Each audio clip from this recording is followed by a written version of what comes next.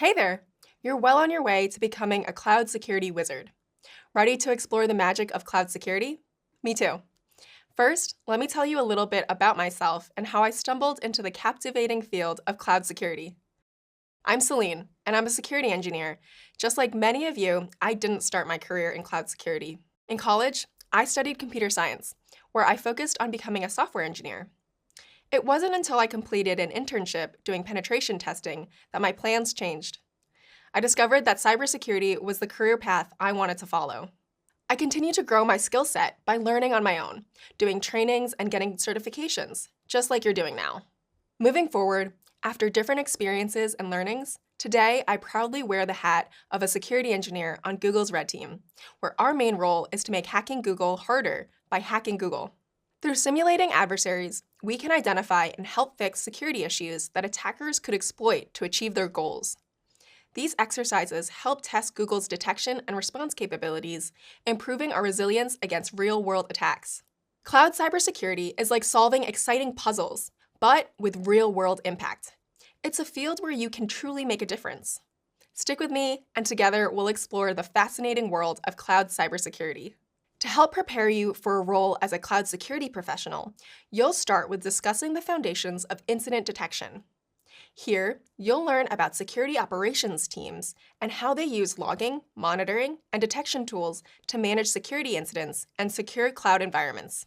Next, you'll explore applied detection, where you'll go in depth about how security teams use detection tools and techniques to promptly detect security attacks in the cloud. Here, you'll explore Lockheed Martin's cyber kill chain monitoring tools, indicators of compromise, and threat hunting. Then, you'll explore incident response, where you'll learn about the various processes and security tools involved in incident response. This includes how to preserve and document evidence, analyze alerts, and utilize automation. Finally, you'll end off by discussing incident recovery, where you'll learn about how security teams recover after a security incident. Here, you'll focus on how organizations create business continuity and disaster recovery plans using considerations like recovery metrics. You'll also learn about the role of stakeholders in disaster recovery. When you're ready to get started, join me in the next video. Hi, I'm Seline. I'm a security engineer on Google's Red Team. My team simulates real-world attacks on Alphabet, Google's parent company, to make the company and its users safe. After earning a bachelor's degree in computer science, I completed multiple cybersecurity-focused internships. I didn't stop learning there. Over time, I sought certifications and took online security courses to continue my educational journey. My first job was as an entry-level security consultant. I was exposed to customers in many different industries, operating in varying system environments. After gaining several years of experience learning both on and off the job, I joined Google's vendor security team. I then transferred to my current role on the Red Team, where I perform threat simulations to help make Alphabet and its users safe. When not at work, I also like to apply my cloud security skills outside of my day-to-day responsibilities. I really enjoy mentoring, tutoring, and volunteering my technical skills through nonprofit organizations. There are so many opportunities to make an impact in the cloud security space, and we need people like you to help make a difference. Are you ready to learn about detection, response, and recovery from cyber attacks? You'll start by discussing logging, then explore detection, response, and monitoring. Next, you'll learn about incident management and how to handle an incident if it happens. Let's review what we'll cover in more detail. First, you'll be introduced to logging fundamentals. Then, you'll discuss the role of logs in maintaining a secure environment. You'll also learn how log retention policies can help you detect and remediate potential cyber breaches. Next, you'll discuss different types of intrusion detection and response, and how they can be used to safeguard your cloud resources. You'll also learn about different monitoring methods and how to set up alerts to help you identify and handle potential security threats. Finally, you'll discuss how to handle security incidents and examine the incident management process. You'll also learn how to report, investigate, and resolve security breaches. That way, you'll be able to act quickly and efficiently to minimize damage if an incident happens and prevent similar breaches in the future. As soon as you're ready, let's meet in the next video. Operations make up the core structure of many different businesses and industries. For example, making sure a zoo runs smoothly requires an effective operations infrastructure. This includes everything from well-trained employees to fences, paths, and restrooms. All of this ensures that visitors have a positive experience. Similarly, cloud security often uses operations to make sure assets are protected. In this video, you'll explore security operations and discuss how professionals leverage different tools to enhance their security operations. Security operations, or SecOps, is the practice of combining people, processes, and technology to effectively protect an organization's data and infrastructure. High-level goals of SecOps includes detecting, preventing, and mitigating threats in real time. In cloud security, SecOps consists of several key components, including logging and monitoring, incident detection, incident response, and incident recovery. Let's review each of these components. Logging and monitoring are essential for maintaining visibility in your cloud environment. A log is a record of events that occur within an organization's systems. By collecting, analyzing, and storing logs, security professionals can identify potential security threats, track changes, and monitor user activities. This information will enable you to detect anomalies and take appropriate action to prevent security breaches. Incident detection is the process of identifying and addressing security threats in the cloud environment. This process includes analyzing log data, correlating events, and prioritizing incidents based on severity and potential impact. By detecting incidents promptly, security professionals can minimize the damage and prevent further escalation. Incident response is the process of identifying, investigating, and mitigating security incidents promptly and effectively. This includes assembling a response team, containing the threat, investigating the root cause, and communicating with stakeholders. A well-executed incident response plan can help mitigate the impact of a security breach and prevent future occurrences. Incident recovery is the process of restoring affected systems and data to their normal state. This is the final component of the SecOps process and may involve patching vulnerabilities, repairing damage, and implementing new security measures to prevent future incidents. Google Cloud offers a range of tools and services that can enhance your SecOps capabilities. Some of these tools include Google Cloud Security Command Center, or SCC, Chronicle SIM, Chronicle SOAR, VirusTotal, and Mandiant Threat Intelligence. Let's first discuss Google Cloud Security Command Center, or SCC. This tool is an on-guard security specialist for all things Google Cloud. It monitors data security risks and potential threats using its dashboard and data analytics. SCC also identifies security findings, keeps an inventory of cloud assets, and even scans web applications for security threats. Next is Chronicle's Security Information and Event Management, or SIM. This tool provides actionable security insights in real time. Chronicle's SIM tool takes massive amounts of machine data and translates it into helpful security information. Chronicle also offers security orchestration, automation, and response solution, or SOAR. This tool gives teams the power to fight common threats by using automated response workflows. From managing alerts and cases to deploying incident response playbooks, SOAR ensures security teams are able to shift from detection to response quickly. Now, let's discuss VirusTotal. This service is an online detector used to identify malicious content. Just submit files or URLs to VirusTotal, and it will analyze them using various tools like antivirus engines and website scanners. VirusTotal also uses analysis tools to detect viruses, worms, or Trojans. Last is Mandiant's Threat Intelligence. This service offers more than just security updates. Mandiant's Threat Intelligence helps security professionals understand the tactics, techniques, and procedures used by global threats before they happen. Actively applying this knowledge is beneficial to establishing defensive strategies and maintaining strong SecOps. In this video, we explored the world of SecOps, its key components, and how teams leverage Google Cloud tools to enhance their security operations.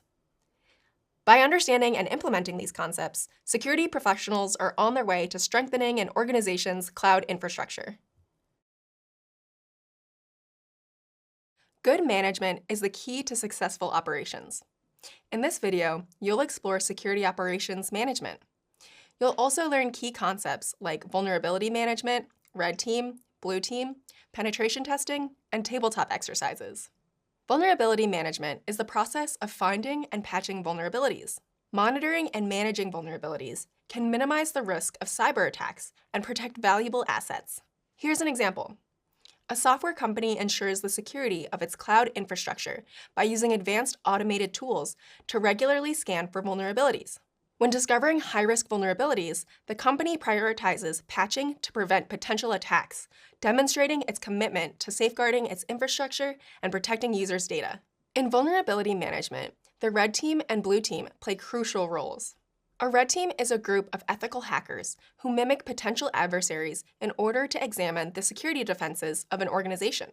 As a cloud security professional, the red team can be part of your organization, or they can be part of an outside group hired to test your security. By simulating real-world cyber attacks, the red team helps your organization understand its weaknesses and improve its security posture. The blue team is a group responsible for defending the organization's systems and networks from simulated attacks. They work closely with the red team to identify vulnerabilities and implement security measures to protect your systems. The blue team focuses on monitoring, detection, incident response, and recovery to ensure your organization's security remains robust. Here's an example. A financial institution hires a red team to simulate a cyber attack on their online banking platform. The red team identifies a vulnerability that allows them to access sensitive user data, highlighting the need for improved security measures. In response to the red team's findings, the financial institution's blue team implements additional security controls like multi-factor authentication and encryption to protect user data from potential attacks. Organizations can also use penetration testing to manage vulnerabilities. Penetration testing, or pen testing, is a simulated attack that helps identify vulnerabilities in systems, networks, websites, applications, and processes. Penetration tests can include exploiting weaknesses in various parts of an organization's security, like networks, applications, and even physical security measures. By conducting pen testing, organizations can better understand their risk level and prioritize remediation efforts to strengthen their overall security posture. Imagine this scenario. A healthcare organization initiates a penetration test on their patient portal. The objective is to assess the security of patient data. The penetration test found a vulnerability that allowed unauthorized access to an insecure application programming interface, or API, linked to the patient portal. Despite the organization having detection protocols in place, the unauthorized access to the API went undetected. The organization realizes they've missed an opportunity to identify a security incident.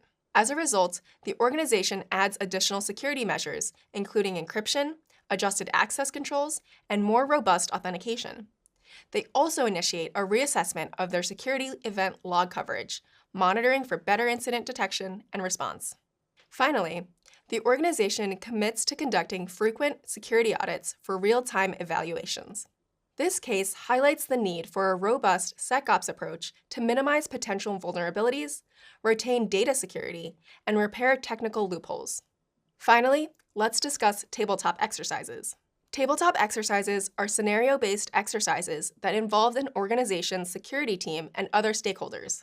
During tabletop exercises, participants take part in a guided conversation centered around a scenario in a relaxed and informal setting. These exercises aim to replicate emergency security situations and are grounded in the organization's current policies, plans, and procedures. As the exercise unfolds, team members examine their roles and responses to the simulated crisis. They put their incident response plan to the test, assessing the organization's readiness.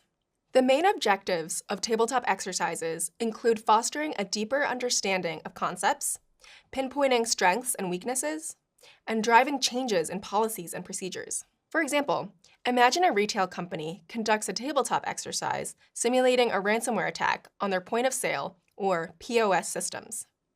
This exercise includes participants from various departments like security, store management, and IT support. The exercise uncovers gaps in the company's incident response plan, including insufficient data backup procedures, unclear roles and responsibilities, and inadequate employee training. It also highlights the need for improved communication between security teams and store management. Based on these insights, the company can proactively address these gaps by updating their incident response plan, conducting regular employee training sessions, and implementing robust data backup solutions. These changes enhance the company's overall security posture. Security operations management is an essential part of maintaining a strong cloud security posture. By understanding the roles of the red and blue teams, conducting penetration testing, and participating in tabletop exercises, organizations can effectively manage vulnerabilities and protect their assets in the cloud.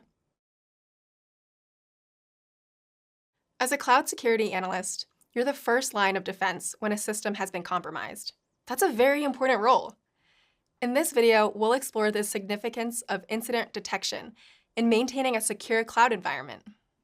Incident detection is the process of identifying and addressing security threats in the cloud environment. By detecting these threats early on, you can take quick action to minimize risks and protect valuable digital assets. Within the Google Cloud ecosystem, there are powerful threat detection tools specifically designed to assist with incident detection. One of these tools is the Google Cloud Security Command Center, or SCC. SCC, which can help you gain visibility into your cloud resources and detect potential security threats. It provides insights, alerts, and recommendations to enhance incident detection and response. Another tool is Google Cloud Logging and Monitoring. This tool enables you to collect, analyze, and visualize logs and metrics from your cloud infrastructure, allowing you to identify suspicious activities and potential security incidents. Last are the tools included in the Google Chronicle Security Operations Suite.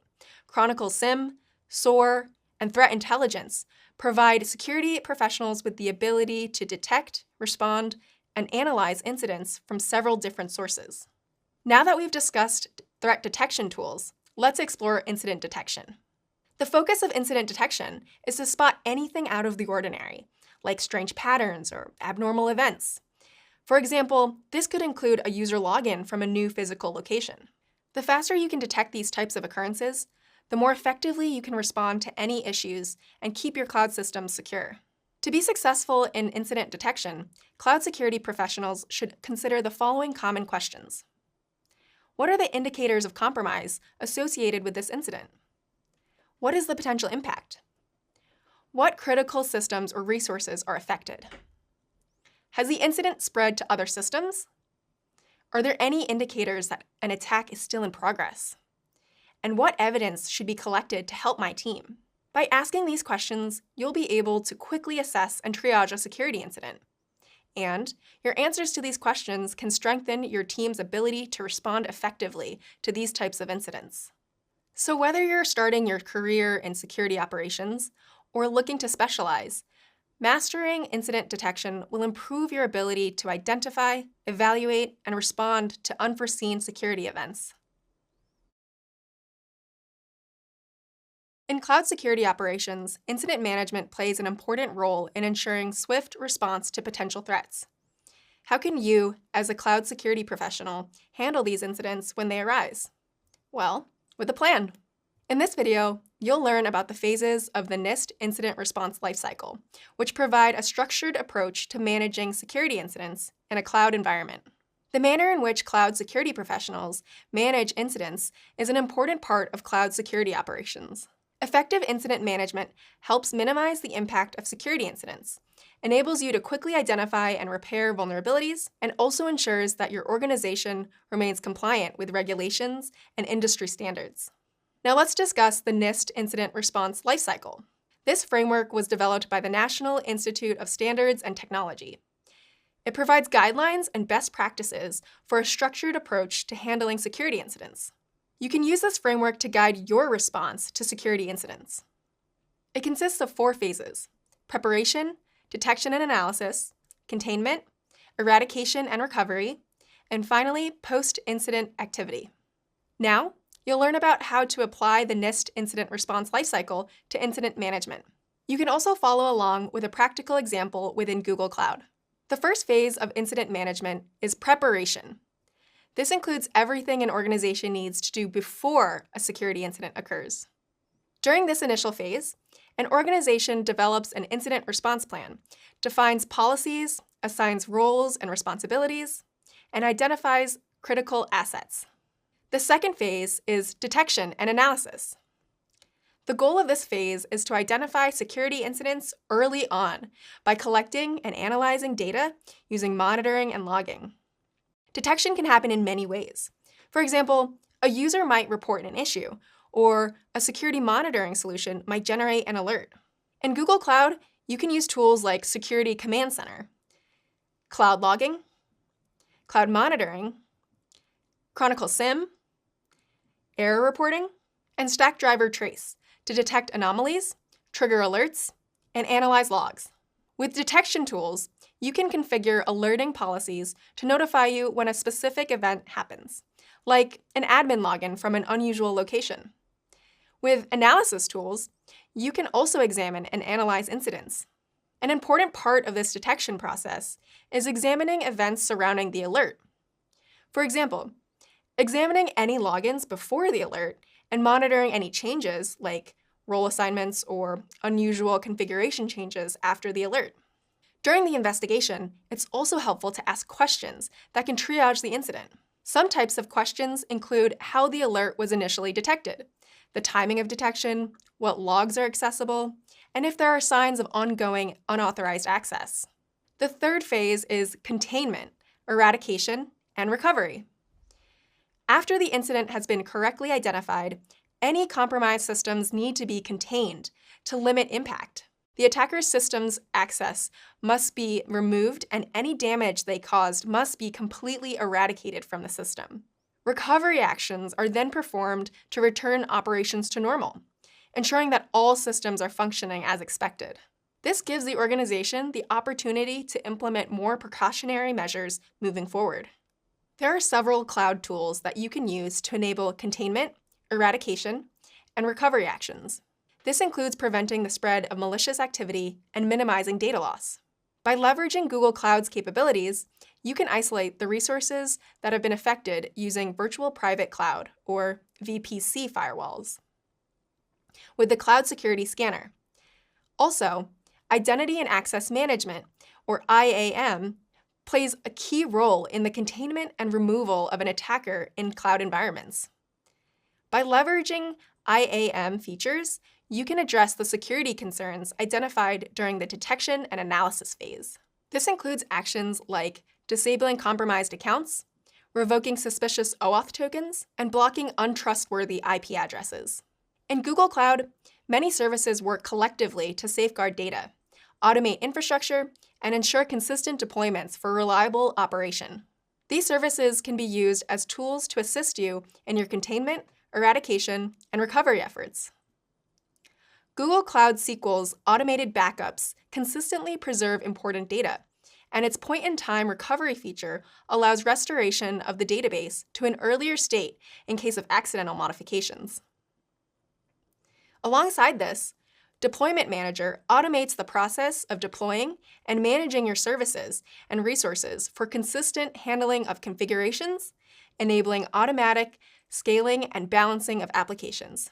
Google Cloud Backup and DR Service is a complete disaster recovery solution, safeguarding data, applications, and digital assets. It ensures system restoration post-disaster, verifies backups for readiness, and offers configurable on-demand and scheduled backups. It also includes testing and planning for quick recovery in case of system failure. It's important to remove an attacker and isolate and restore any critical services after an attack. You also need to be careful while restoring systems to avoid accidental reintroduction of malicious elements like backdoors, compromised accounts, or command and control or C2 elements. These can potentially offer the attacker a chance to reestablish a presence in your system, especially if you restore the vulnerabilities that were present in the system before the initial attack. The final phase in the incident management process is post-incident activity. This phase is where you learn from the incident and identify areas of improvement.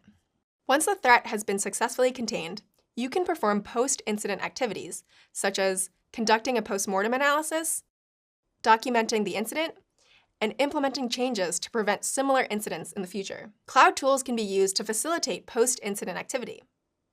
Google Cloud's Cloud Audit Logs and Cloud Security Command Center's continuous monitoring and recommendations are valuable resources in understanding the actions leading to the incident and identifying improvements.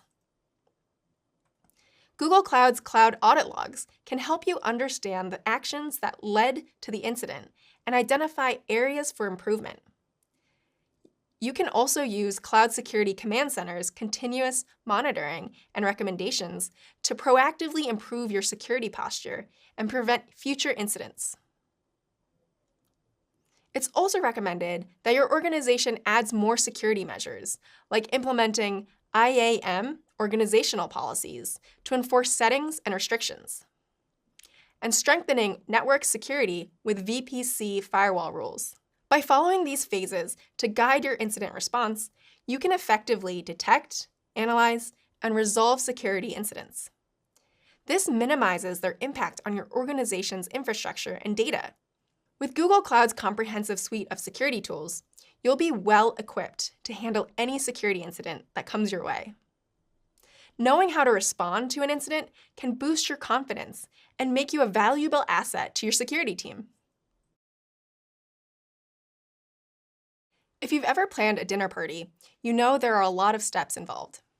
You have to invite guests, shop for ingredients, clean your home, prepare food in a timely manner, and create a welcoming environment. Having a plan in place reduces the likelihood that something can go wrong. Incident management works similarly in cloud security. In this video, we'll discuss the importance of incident management. We'll also dive into ways to build an effective incident management plan. Let's get started. Incident management is an important part of cloud security. It helps organizations identify, analyze, and respond to security incidents in a timely and efficient way. By having an incident management plan in place, you can minimize the impact of security breaches and maintain the continuity of operations. Let's briefly re-examine the NIST incident response lifecycle. The key phases of the lifecycle are preparation, detection and analysis, containment, eradication, and recovery, and post-incident activity. When forming an incident management plan, it's important to be thoughtful while applying each step. You should also be aware of the typical responsibilities associated with incident management. This will help ensure a comprehensive and effective approach. The first phase of an incident management plan is preparation. One way to begin preparation is to assign roles and responsibilities associated with incident management to all relevant stakeholders. Roles may include incident reporters, who are responsible for identifying and reporting incidents to the appropriate teams, incident responders, who are responsible for analyzing and prioritizing incidents, coordinating response efforts, and implementing containment, eradication, and recovery measures. Stakeholder communication executives, who are focused on ensuring transparent communication about the incident status and associated actions to all relevant parties. Incident review and improvement analysts, who concentrate on conducting post-mortem analyses, pinpointing areas of improvement, and refining the incident response plan post-resolution. Clear, designated roles and responsibilities ensure that there's open communication channels, improving communication between relevant points of contact. The second phase of an incident management plan is detection and analysis. A comprehensive and effective system for incident detection and analysis should include a combination of several components aimed at identifying, detecting, and managing potential security threats. Through the use of monitoring and alerting tools, security professionals detect threats to a system. They also use security tool integration to respond to threats and report their findings. Let's examine these components more closely. First, monitoring and alerting tools like Google Cloud Monitoring and Grafana can help identify potential threats in real time. Next, advanced detection measures work alongside monitoring tools to recognize and validate threats. You can use this component to differentiate between normal operations and possible security threats or breaches. Next, security tool integration can help facilitate efficient, real-time threat detection and response. For example, an organization's SIEM platform can be integrated with tools like Elastic Stack or Alien Vault OSIM. Finally, it's important to establish well-structured incident reporting and escalation protocols. Tools like Sentry or Google Issue Tracker can be used to help ensure that incidents are reported and escalated to the corresponding personnel or teams. Some examples include the Security Operations Center, or SOC, and the Incident Response Team. When combined, these components help create a robust and comprehensive system, ensuring optimal incident detection and reporting. Once an incident has been detected and reported, it must be analyzed. The Incident Response Team should gather all relevant information and determine the severity, scope, and potential impact of the incident during this step. The analysis process can be broken down into steps. First, review logs and data sources to grasp the incident's nature. Then, analyze network traffic to find patterns and vulnerabilities. Next, examine affected systems to assess damage and pinpoint exploited weaknesses. Then, collaborate with the IT and security teams to gather more information and insights. After that, be sure to preserve evidence properly. It's crucial when involving law enforcement. Finally, consider engaging professional incident responders who have expertise in chain of custody and evidence collection. The third phase of an incident management plan is containment, eradication, and recovery. After an incident has been analyzed, security professionals need to contain the attack, eradicate any malicious elements, and recover the affected systems. Containment involves stopping the attack from causing further damage, while eradication focuses on removing any malicious elements from the affected systems. During the containment and eradication portion of this phase, security professionals will implement network segmentation or isolation to prevent the attack from spreading. Remove and rehydrate any affected system where there is no concern for data loss. And eradicate malware from systems that contain critical, useful, or important data. Once the issue is contained and eradicated, the recovery process starts. During the recovery process, security professionals will patch vulnerabilities and update software to prevent future exploitation, restore data and applications from backups, ensuring that they're free from any malicious elements, and monitor the environment to ensure the incident has been fully resolved and that no additional threats are present. Security professionals should also consider managing identity and access management, or IAM, which includes disabling and expiring tokens, resetting passwords, and deprivileging accounts. Also, it's important that they revoke access or disable service accounts to minimize potential risks and maintain security. After a security professional has remediated an incident, they'll move on to the fourth phase of an incident management plan, the post-incident activity. In this phase, the security professional and their team will examine how the problem was handled to identify ways to improve their response in the future. This may involve enabling additional tools for monitoring blind spots discovered through lessons learned, conducting a post-mortem analysis to determine the root cause of the incident, and identifying any gaps in the incident response plan, updating policies, procedures, and technical controls to prevent similar incidents in the future, and providing training and awareness programs to educate employees on the latest threats and best practices for maintaining security in the cloud environment. Following our continuous learning approach, we also focus on regularly reviewing and updating the incident response plan to ensure it remains effective and aligned with the organization's needs and objectives, completing regular incident response exercises for preparedness against potential threats, and testing offline backups and restoring processes to ensure data integrity.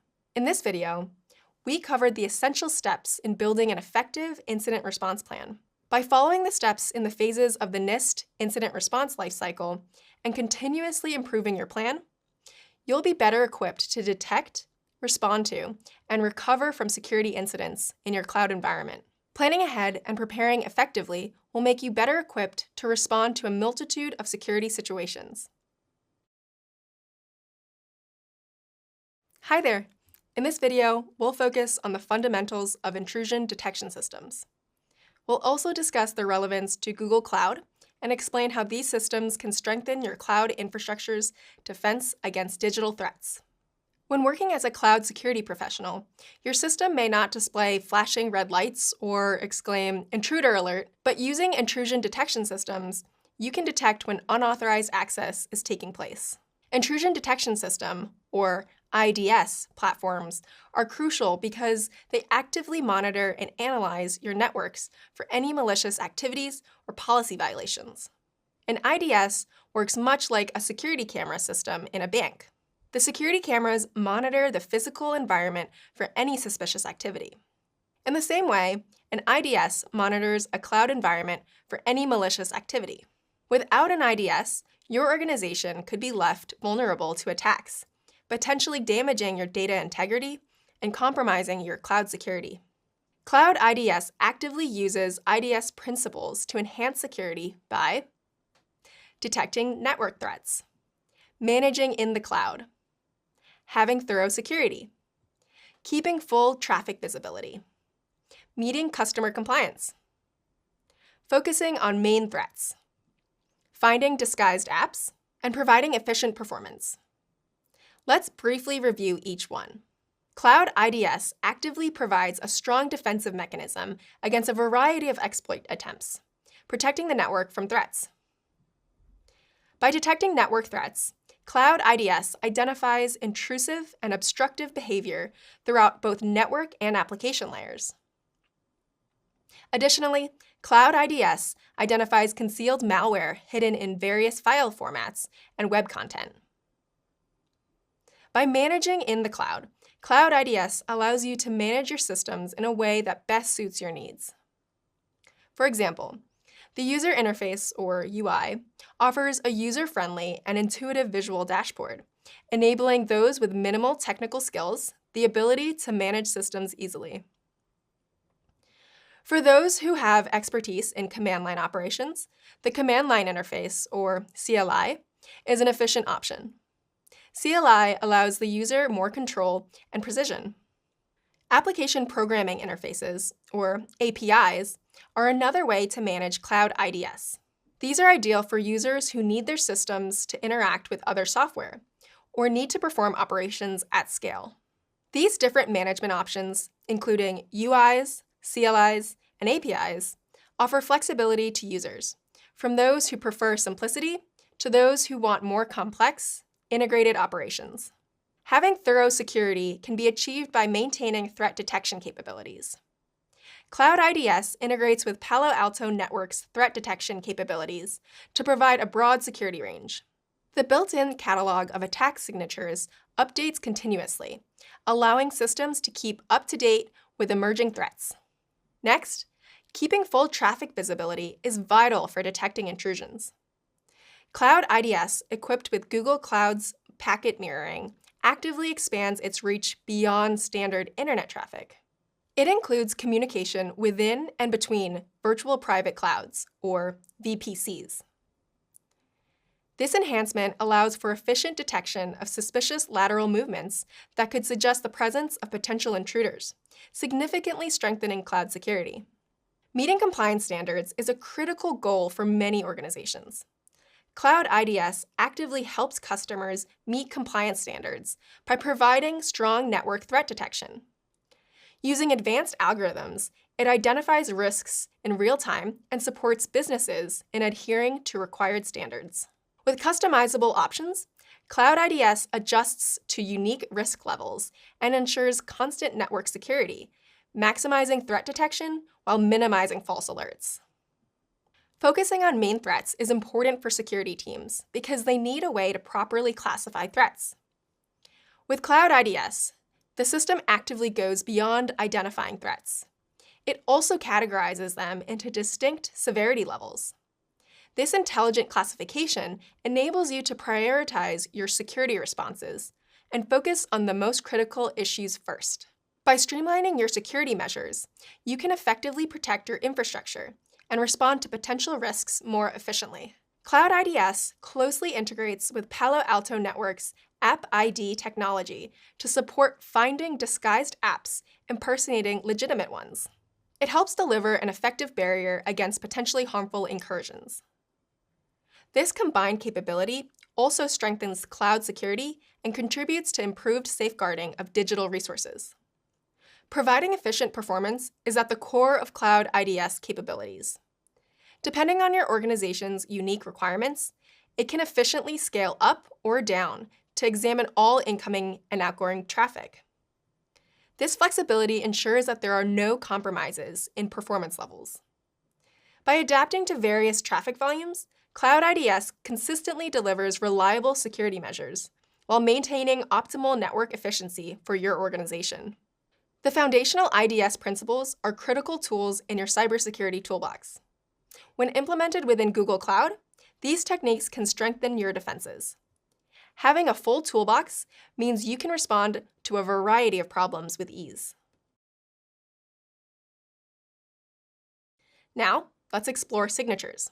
A signature is a pattern that can be associated with malicious activity. A signature actively checks packet patterns for any malicious activity using factors like IP addresses, used ports, types of protocol, and payload details. In network security, a signature database should be regularly maintained and updated.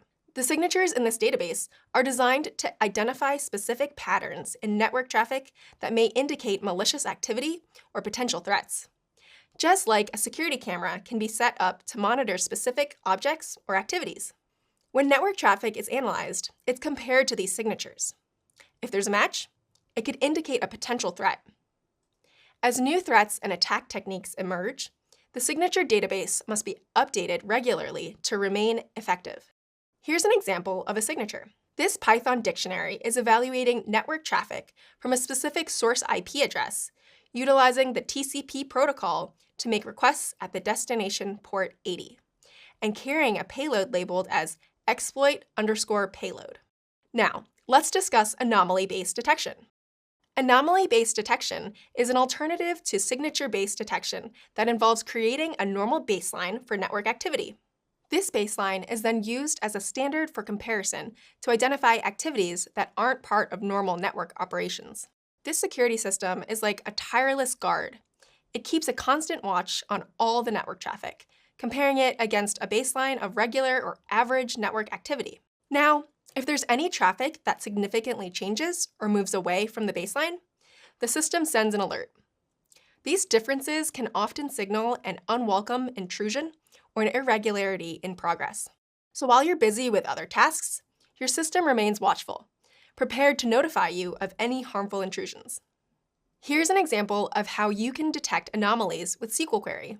SQL Query is designed to model the regular behavior of a network by retrieving historical data on network traffic over a specific time period. It also groups activities based on source IP, destination port, and protocol. This query has several effects.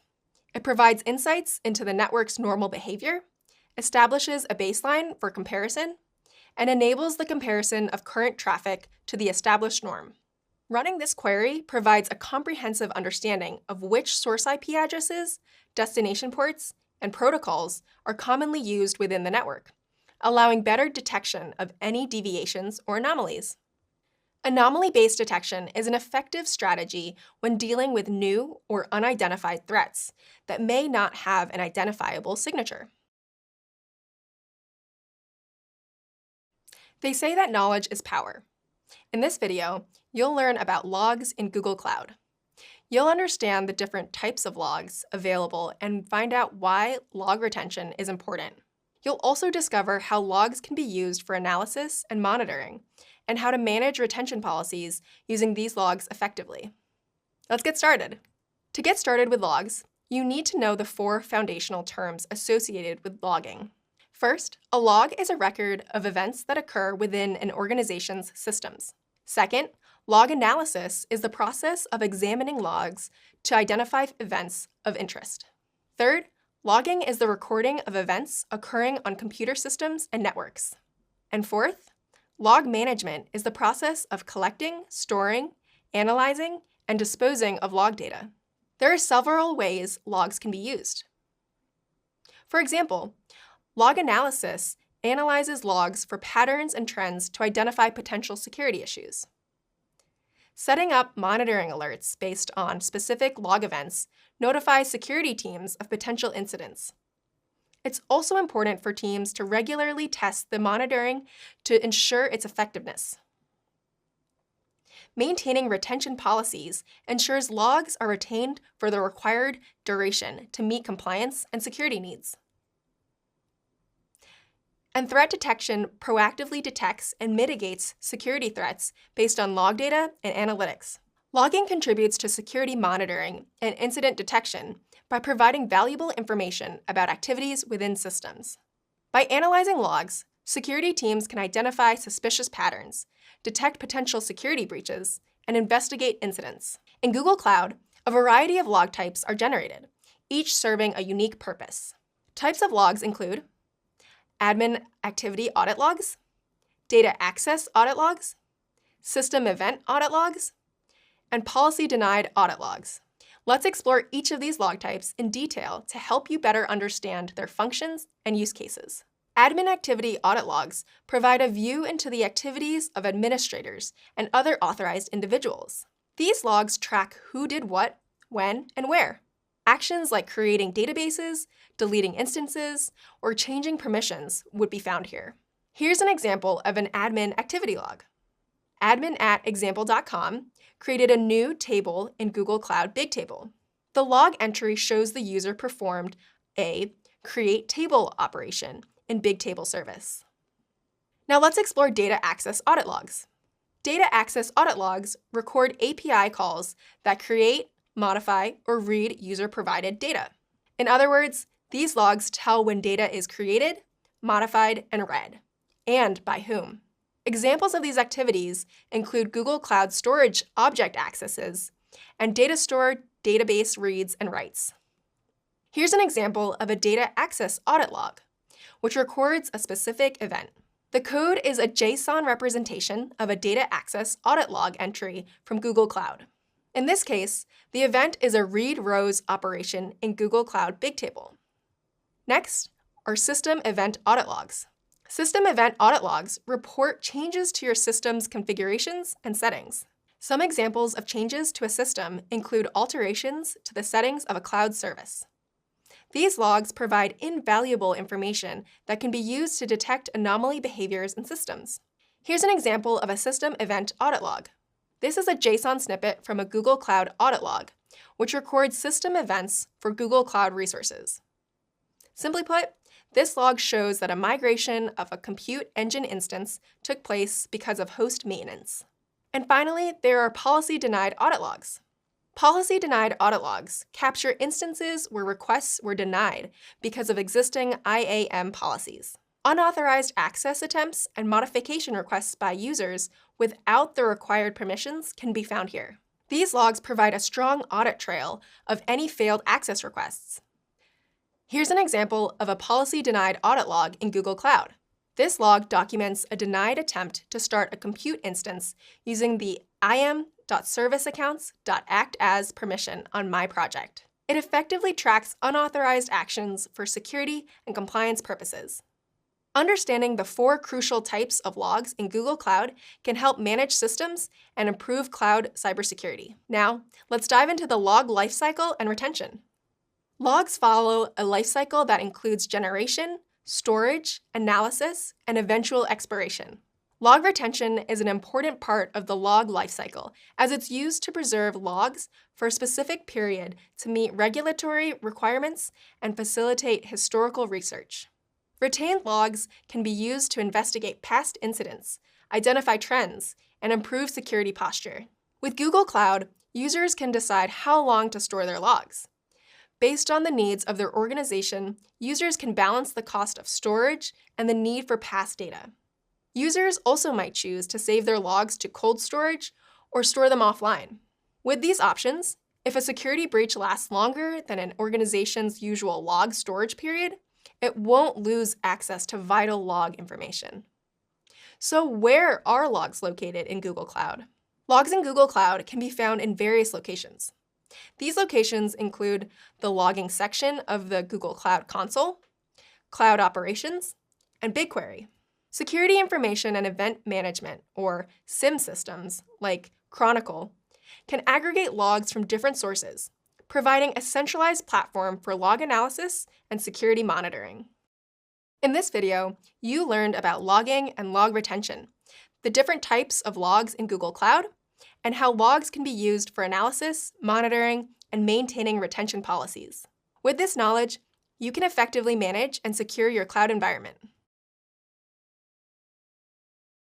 There's often a lot of discussion about technical skills, but what about human skills? Businesses are as interested in skills that allow a person to fulfill their responsibilities effectively as they are interested in technical knowledge. And chances are, you already have a lot of awesome human skills that you've learned throughout your life. In this video, you'll learn about some essential workplace skills that will improve your effectiveness as a cloud security professional. By closely examining each of these skills, you'll better understand how they can help you maintain a secure cloud environment. Some core workplace skills include high attention to detail, critical thinking skills, effective time management skills, solid communication skills, and adaptability and curiosity. These skills can be applied to many different aspects of cloud security. Let's examine how these skills apply to logs and log management in particular. First, you'll need to be able to focus on a specific task with high attention to detail. Log management requires the ability to examine log files closely and identify potential issues or anomalies.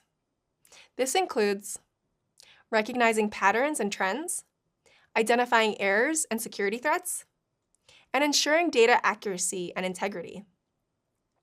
Strengthening your focus on details will help you effectively analyze and interpret log data, leading to better decision-making and problem-solving.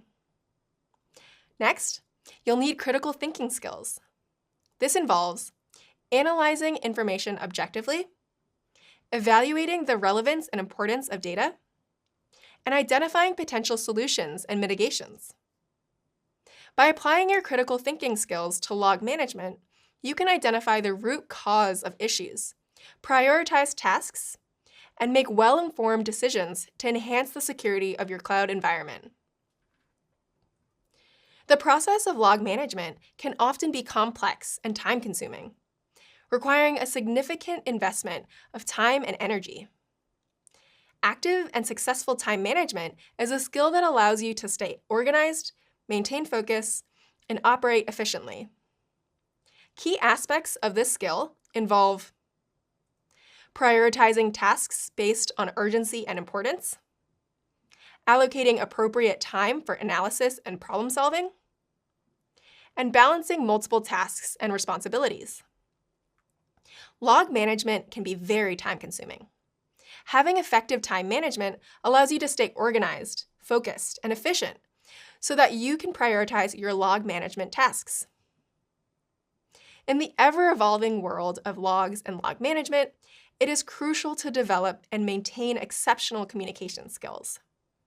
This skill empowers professionals to contribute to a more secure and efficient work environment. Communication skills include clearly articulating findings and insights, collaborating with team members and stakeholders, and writing comprehensive reports and documentation. Strong communication skills enable you to share valuable information with others, ensuring that everyone stays informed about potential risks and security measures. Log management is an evolving field, with new technologies and threats emerging regularly. That's why adaptability and curiosity are essential for log management success. This involves staying up to date on new tools, technologies, and best practices, embracing change and adapting to new challenges, and continuously learning and seeking ways to improve. Can you think of a time when you used any of these skills, either in a work environment or in your everyday life? Chances are you use them more often than you think. But did you know that tools can also help you improve these skills? Chronicle, SIM, and SOAR are two tools that can enhance your essential skills. These tools collect and correlate data, organizing it in a way that makes it easier to decipher. This frees up your attention, allowing you to focus on the details and improving your ability to conduct effective analysis. The data collected by SIM and SOAR can also contribute to your ability to think critically. Functions like intelligent threat detection, customizable alerts, and visualization give you new insights into security operations. And, As a result, new solutions can emerge. SIM and SOAR support effective time management using automation, prioritization of incidents, and centralized monitoring. There are several features within SIM and SOAR that support communication. These include collaboration features, incident tracking, and comprehensive reporting tools. Using these can improve the efficiency and effectiveness of your security operations. Now, let's explore an example scenario demonstrating the importance of the workplace skills we discussed for log management success. Imagine you're a cloud security analyst responsible for monitoring log files from various cloud services. One day, you notice a pattern of failed login attempts from an unfamiliar IP address. This situation requires the application of the skills we discussed earlier. Your attention to detail enables you to spot an unusual pattern of failed login attempts among a vast amount of log data. This observation raises concern, prompting further investigation. Using your critical thinking skills, you analyze the log data and determine that the failed login attempts could indicate a potential brute force attack. You decide to monitor the situation closely and take action if necessary. As you continue to monitor the log files, you must also manage your other responsibilities. Your effective time management skills allow you to prioritize tasks and allocate enough time to address this potential security threat without neglecting other essential duties. You communicate your findings to your team, explaining the potential brute force attack and its implications. Your clear and concise communication ensures that everyone understands the situation and can work together to address the issue. As the situation unfolds, you research the latest brute force attack prevention techniques and apply them to your organization's cloud security measures. Your adaptability and curiosity help you to stay up to date with new developments and continuously improve your log management skills. In this video, you learned how a combination of attention to detail, critical thinking, time management, communication, adaptability, and curiosity makes it easier to address potential security threats. By mastering these workplace skills, you can become proficient not only in log management, but cloud security as a whole, and contribute to the success of your organization's cloud security efforts. Have you ever written a note on a piece of paper to remind yourself of an upcoming responsibility? Cloud security professionals do something similar by setting alerts and notifications within their cloud environments. In this video, we'll go through an overview of alerts and notifications. You'll also learn about false positives and effective management strategies to efficiently handle alert systems. With these insights and strategies, you'll be prepared to start implementing alert management systems in your security operations, or SecOps. Let's get started. In cloud security, protection is the primary defense method. Alerts play an important supporting role in this process. Reliable alerts actively warn of potential issues or threats, helping security professionals identify and address problems quickly. Keep in mind that while some alerts come from security detections, others might not. But focusing on the actual detection is more crucial than the alert itself, because it directly impacts safety. There are some common alert types to consider for a cloud environment. Let's examine 3 types. First is unusual network traffic. Cloud security professionals set alerts to monitor for unexpected spikes in traffic or unauthorized access. Second is suspicious login activity. It's helpful for cloud security professionals to configure alerts for failed login attempts or logins from unfamiliar locations. Third is policy violations. Cloud security professionals create alerts to detect when users attempt actions prohibited by their organization's security policies. It's important to note that not every alert signals an actual threat. Some alerts are just false positives. A false positive is an alert that incorrectly detects the presence of a threat. False positives flag normal activity as potentially harmful or suspicious. False positives increase the workload of the SecOps team, which can lead to lower performance and productivity. The team may experience alert fatigue while handling an overwhelming volume of these alerts, potentially causing genuine threats to slip through unnoticed. Managing false positives effectively involves a methodical and focused approach. Here are the essential steps for managing false positives more efficiently. First, Refine alert parameters by adjusting them to align with your organization's specific risk tolerance and security posture. This will enhance the overall accuracy of the system. Next, audit regularly. The task of managing false positives is an ongoing one. Regularly auditing alerts ensures system accuracy. It's also important to collaborate across teams, including all teams in refining, reviewing, and providing feedback. That way, each team can contribute uniquely to more effective identification and management of false positives. Also, apply feedback and utilize it as a powerful tool for continuous improvement. When used effectively, it can improve alert systems' precision and prevent alert fatigue. Next, use automation like AI and machine learning to spot false positives. This will free up your team for more challenging work. Also, make sure you prioritize training and education. Train your staff to manage false positives effectively and keep learning so you can be aware of new threats. It's also important to customize strategies. Given the quick evolution of threats, a fixed strategy is not enough. So it's crucial to tailor false positive management strategies based on shifting needs and situations. And finally, to improve your organization's overall security operations, it's essential to integrate a strategic process for mitigating false positives. By strategically thinking, integrating, and adapting this approach not only reduces alert fatigue, but also strengthens the organization's security posture and risk resilience. Google Cloud offers a comprehensive set of tools designed to assist in creating meaningful alerts. These tools allow users to define alert conditions and parameters, assign appropriate alert policies, and specify preferred notification methods. It's important to adapt this process to your system's unique needs and vulnerabilities, ensuring optimal protection and monitoring. As you manage your alert system, keep the following best practices in mind. Prioritize alerts based on risk level and potential impact. Make use of machine learning to identify patterns and reduce false positives. And regularly audit your alert system to ensure it remains effective. By understanding the role of alerts and notifications in cloud cybersecurity, mitigating false positives, and using Google Cloud tools to set up effective alerts, you'll be better prepared to protect your organization's cloud environment. Cloud security professionals use alerts to manage their cloud environments. In this video, you'll explore how effectively querying alerts can handle cybersecurity threats. Ready? Let's dive into the world of alert search techniques.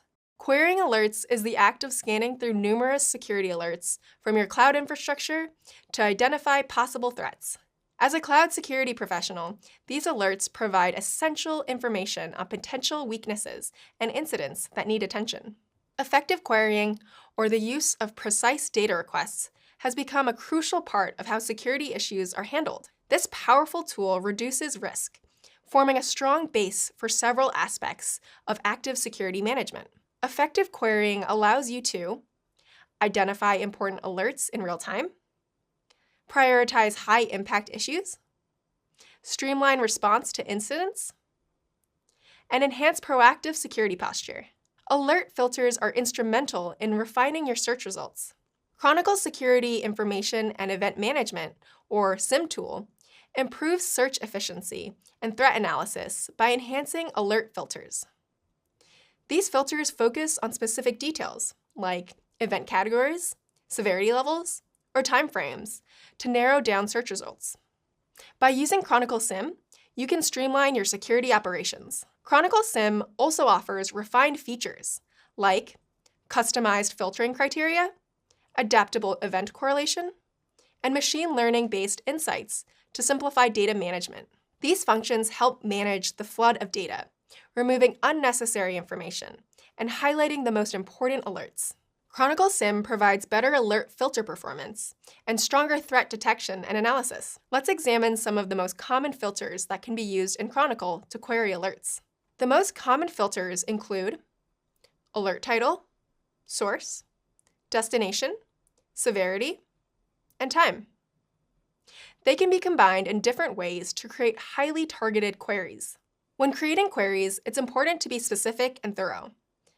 But being too specific may cause some results to be overlooked if they don't match your criteria. So, let's go over some tips for querying alerts. Here are some best practices for querying alerts. Make searches specific to lessen distractions. Save your frequently used searches for future use. Familiarize yourself with the frequency and timing of alerts. And always reassess and change filters as needed. Now, let's review each of these practices. It's important to make your searches specific to lessen distractions. By focusing on key details that directly relate to the issue you're trying to identify, you can find relevant information and insights faster. This targeted approach removes unnecessary data, increases the relevance of your search results, saves time, and reduces frustration. To achieve a more efficient workflow and maintain the same standards in data analysis, make sure to save your frequently used searches for future use.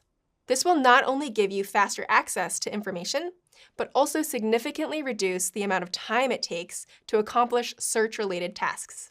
Familiarizing yourself with the frequency and timing of alerts helps you effectively use your time and resources. By understanding past patterns and changes in the amount of alerts, you can better prioritize your responsibilities. Proper prioritization helps you manage time more effectively and identify alerts that are no longer relevant. Focusing on the most significant alerts makes your work process more efficient and increases your overall productivity. And remember to always reassess and change your filters as needed. It's important to consistently update your filters to stay aware of new risks and technological updates. Paying close attention to alerts can also help you quickly handle any unexpected issues, ensuring potential dangers are handled swiftly and successfully. So remember, implementing strong alert search techniques can speed up a cloud security team's response time, accelerate incident resolution, and improve resilience against cyber threats. Congratulations! You've arrived at the end of this section on detection foundations. On your journey, you explored lots of important topics related to maintaining security and effective incident response of cloud systems.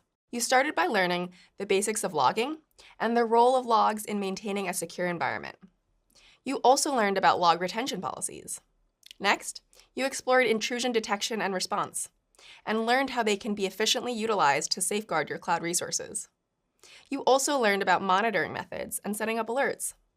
Finally, you learned about the incident management process and how to accurately report, investigate, and resolve security breaches.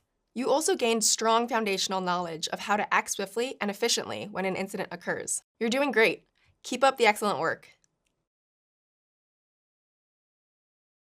It's great to have you here. I'm so excited to share my cloud security knowledge with you. Coming up, we'll focus on how cloud security professionals can use detection tools and techniques to detect and respond to potential threats. Then, we'll analyze the stages of an attack and discuss false positives. You'll use Lockheed Martin's cyber kill chain to learn about the anatomy of an attack so that you can better defend against one. You'll also learn about the impact false positive alerts can have and how to manage them. Next, you'll learn how cloud security professionals can gain visibility into a cloud environment through security monitoring. And finally, you'll explore indicators of compromise and threat hunting. Are you ready to develop your detection skills? Let's get started. Sometimes, examining things from a different perspective can give you insights into things you might not have noticed otherwise. In this video, we'll examine Lockheed Martin's cyber kill chain framework. This framework will help you understand the anatomy of an attack so that you can better defend against it. Ready to get started? Lockheed Martin's cyber kill chain framework defines the steps of a successful cybersecurity attack. Each attack provides an opportunity for defenders to understand an attacker's mindset, strategy, and goals. Before we discuss the cyber kill chain, it's important that you're aware of Advanced Persistent Threats, or APT.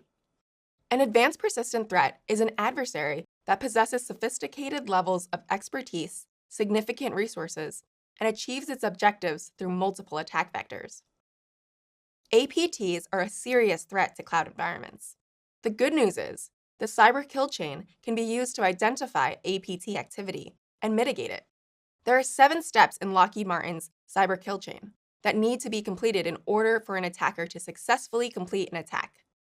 As a defender, if you're able to stop an attacker during any step of the chain, you can break it and stop attackers in their tracks. The 7 steps of the cyber kill chain are reconnaissance, weaponization, delivery, exploitation, installation, command and control, and actions on objectives. Let's explore each step in detail. In step 1, reconnaissance, the attacker focuses on gathering information. Before attackers can attack, they need to identify their targets. To do this, they collect as much information about the target as possible. Malicious actors aren't that different from criminals operating in the physical world. Each step of Lockheed Martin's cyber kill chain can be compared to a scenario involving a zoo heist. In this example, the members of the zoo heist team have to take certain steps in order to successfully take rare animals from the zoo. Similarly to how a heist team member would identify the best zoo to target, malicious actors plan their attack by performing reconnaissance.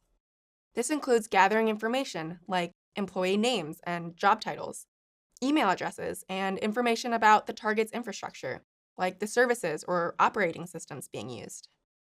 After successfully performing reconnaissance, the attacker moves to step 2, weaponization. Similarly, in the zoo heist example, after the heist team members pick their target zoo, they must prepare for the heist by gathering the tools they need, like gloves and bolt cutters. After an attacker successfully creates their exploits, their next step is delivery. In this step, the attacker officially launches their attack. This might be done by sending a malicious email to the target or by performing social engineering. For a heist team member, this step is like arriving at the zoo with their tools in hand, ready to break into the zoo's locked doors. After the attacker has delivered their malicious payload, they move on to the next step, exploitation. The goal of this step is for the attacker to gain access to the target. They can do this by exploiting a software vulnerability. For members of the heist group, this step includes successfully breaking the locks of the zoo to gain access. After the attacker has successfully gained access into the target system, the next step is installation. The goal of this step is for the attacker to maintain access to the target system without the target knowing. They can do this by installing backdoors into the system.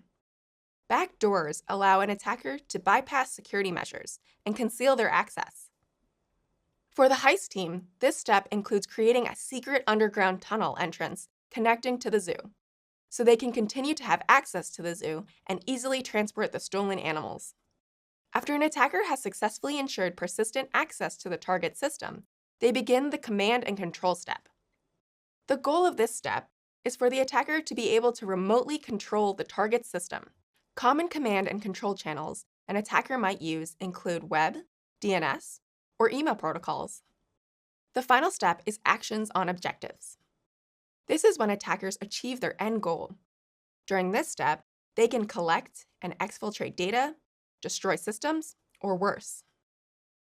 In the final step of the zoo heist operation, the heist members successfully steal animals from the zoo. In both scenarios, the attacker and the heist team are able to get what they want using the cyber kill chain framework. Now you can use Lockheed Martin's cyber kill chain to anticipate an attack and defend against it. Staying ready means taking as many precautions and steps to prepare as possible. It's not negative, it's false positive. In this video, you'll learn about false positives and false positive analysis. You'll examine their impact, some common causes, and some best practices for managing them. A false positive is an alert that incorrectly detects the presence of a threat. There are many systems and tools designed to notify you of potential dangers. These types of alerting devices appear in our everyday lives and may include fire alarms or heart rate monitors. Consider this example. You're a cloud security professional. You've configured your intrusion detection system to create an alert if it identifies a threat. One day, the alert goes off. After investigating the alert, you determine that it was generated by normal behavior, so there was no harmful impact. That's a false positive.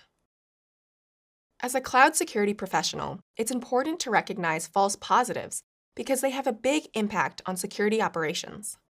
Specifically, incident management and attack mitigation. False positives can also negatively impact a team's confidence, effectiveness, speed, and resources. It's important that security professionals are confident when dealing with an incident, so they can quickly respond to it while also applying the appropriate resources. Security professionals can't do their job effectively if their efforts are spent on a harmless event. False positives also impact security professionals by creating a phenomenon called alert fatigue. Alert fatigue is the result of all noise and no signal in security environments.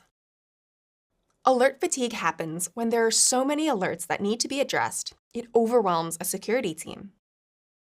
Over time, too many alerts can lead a team to lower the importance of alerts in day-to-day operations, leading to actual threats being ignored or overlooked. False positive alerts can have significant consequences like wasted time, loss of resources, and increased stress levels. They can also increase exposure to attacks because real threats are being misjudged. These misjudged threats are called false negatives. Let's explore some of the common causes of false positives in regular security operations. False positives can be created from a range of situations, like misconfigurations in tools and systems, over-engineered detection strategies, or even unaccounted changes within the cloud environment. So, what can be done to reduce false positives? False positive reduction strategies include continuously testing and fine-tuning security systems, consistently monitoring logs and alerts, communicating any configuration changes, and contributing to a culture of continuous learning and improvement. By reducing false positives, you can increase the chances that your team can quickly and confidently identify genuine threats.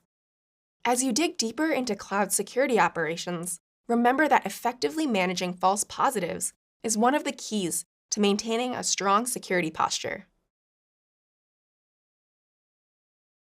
Security professionals are at the forefront of securing cloud operations for their organizations.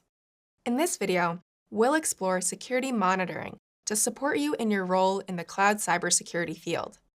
Let's start with an overview of security monitoring. Security monitoring is a systematic process of surveilling systems to detect and handle potential security breaches or incidents. For example, security monitoring is useful for online services that people depend on and use every single day, like banking apps. A single security breach on a banking app could lead to a serious security incident, like customer data theft. And a breach doesn't just leave customer data at risk. It can also cause the organization to suffer financial losses and reputational damage. Security monitoring can help mitigate security incidents. By proactively monitoring all the systems in an environment, cloud security professionals can quickly address threats before they turn into serious issues. To do this, they rely on security tools, resources from the cybersecurity community, and knowledge from the professionals on their team.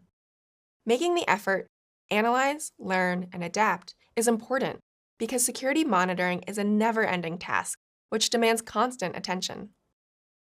New vulnerabilities and attack strategies are being identified every day, making the continuous monitoring of security systems a necessity.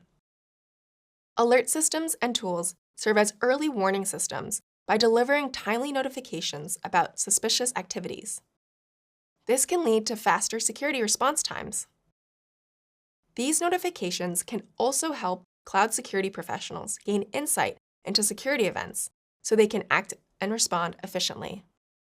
So what tools do professionals use for security monitoring? Let's explore some of the Google Cloud tools that can help with this. To start, Google Cloud Security Command Center provides a centralized view of all the assets in your Google Cloud environment, helping you identify and address potential security issues. Google Cloud's Cloud Logging is a fully managed service that allows security professionals to store, search, analyze, monitor, and alert on logging data and events. They can leverage cloud logging to track activities and uncover evidence of potential issues. Cloud monitoring is a service that collects metrics, events, and other data from Google Cloud and other applications and systems. As a security monitoring tool, it creates insights about the environment so that cloud security professionals can detect security threats early on. Chronicle is a tool that's designed to retain, analyze, and search data. Chronicle combines the features of security information and event management, or SIEM, and security orchestration, automation, and response, or SOAR. This makes it a powerful security monitoring tool that can be used to quickly detect and investigate security threats. As a SIEM tool, Chronicle collects and analyzes data to detect security threats like malware. As a SOAR tool, Chronicle can be used to automate incident response actions using playbooks. And finally, VirusTotal is a service that analyzes suspicious files, domains, URLs, and IP addresses for malicious content. VirusTotal integrates with Chronicle to support security professionals in their investigations by providing threat context and reputation data relating to suspicious artifacts. These security monitoring tools can provide cloud security professionals with a robust framework to monitor their security systems, set up alerts, and streamline their incident response processes. Cloud security professionals make important contributions to the security monitoring and operation processes. By learning more about these processes, you can support your organization's development of a more secure digital environment. Hi, my name is Tim. I work on the detection and response team at Google. Our responsibility here is to defend Alphabet from being hacked. Google is a target for literally every attacker out there, from the most sophisticated nation-state attackers to criminals that would look to steal money and steal information and other resources, and also kind of your run-of-the-mill vandals and run-of-the-mill folks that would just look to cause chaos and do harm. The job is very hard, but it's also very rewarding. I mean, being able to protect the information and protect all of the data that users entrust with us, billions of users entrust with us, is at the end of the day extremely rewarding. I studied political science and history in college, but during that time, I did work at the IT department at my university. And the reason I was able to do that was because I tinkered with computers throughout my childhood, right? So, getting my first kind of XT computer, breaking it a bunch of times, having to learn to fix it, learning MS-DOS, etc. Unbeknownst to me, set me up to be able to work in the IT department as a help desk operator, and then growing from there into this field now. Cloud is the present and cloud is the future. If you look in the next 10, even 15 years, everything is moving to the cloud. And I'm not just talking about infrastructure as service, but I'm talking about the pillars that run the cloud and understanding the identity pillar, understanding virtualization, understanding software-defined networking. All of those pillars, those are not going away. They're only increasing in stature, increasing in complexity, and increasing in importance. Cloud is a field that I would highly encourage not just people to join, but people to learn that come from a quote-unquote traditional technical background. I think for people with a non-traditional background, when you build on your communication, when you build on your analytical thinking, those will serve you in any field that you apply yourself to. Everybody who has, had to figure out how to run a schedule in their own life, or who's had to figure out, how to juggle school and work and two jobs and whatnot, those are all skills that, once you kind of zone in and name them, you've had them your whole life. All of this is achievable. For example, I'm a college dropout. I never finished college. It's not about the amount of education that you have. It's not about what you've been through in your past. It's really about the ability to learn new skills and putting yourself out there and applying yourself into this world. The world of technology is so vast and it's growing so fast. It may seem overwhelming, but really, zoom in on the one or two skills you want to build at a time, make one step forward after the next step forward, and anybody can do this. Cloud security tools can help identify and address threats. In this video, you'll explore how to use Google Cloud's monitoring tools to proactively monitor your security. Let's start our investigation by examining cloud logging. Cloud logging is a powerful tool that you, as a cloud security professional, can use to store, search, analyze, monitor, and alert on log data and events. Cloud logging is a key component for lots of cloud security activities. You can use cloud logging to search for log entries while investigating potential threats. For example, imagine you're investigating a potential breach where an unauthorized individual has accessed a cloud application. You want to identify whether there are any log entries that indicate that the individual accessed any sensitive data. In this scenario, you could use cloud logging to query for log entries from the cloud application that the individual accessed. Along with cloud logging, you can use Security Command Center, or SCC, for proactive security monitoring. Let's explore these in more detail. SCC is a security solution that helps organizations improve their security posture by detecting threats and managing risk. Cloud provides instant scalability and elasticity, which allows you to quickly expand cloud infrastructure. But this makes keeping track of each cloud asset very challenging.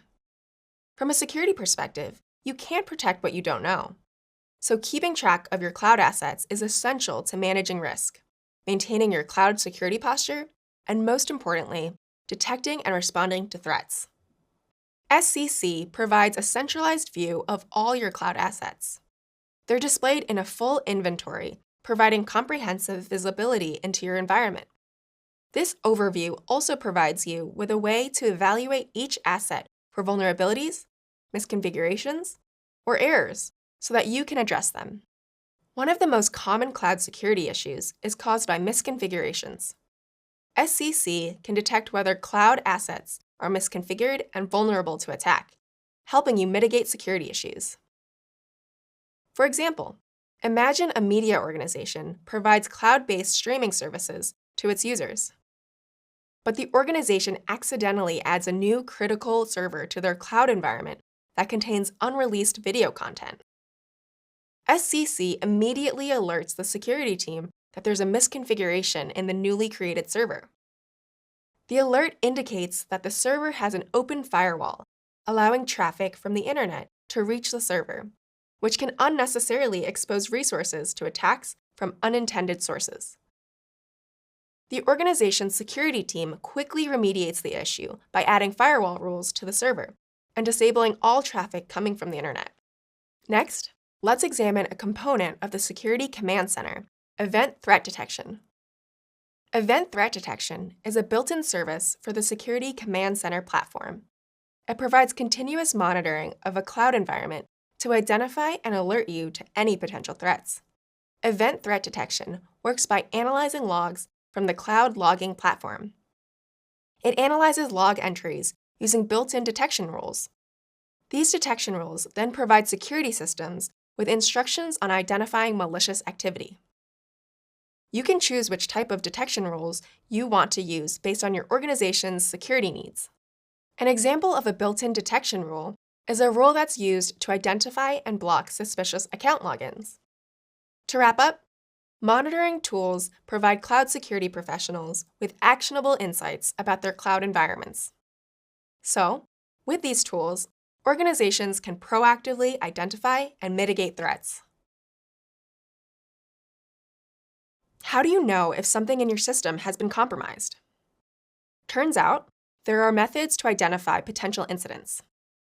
In this video, we'll explore a fundamental component of every incident: indicators of compromise. Indicators of compromise, or IOCs, are observable evidence that suggests signs of a potential security incident. IOCs appear as events or signs that suggest a potential security breach has occurred in a network or system.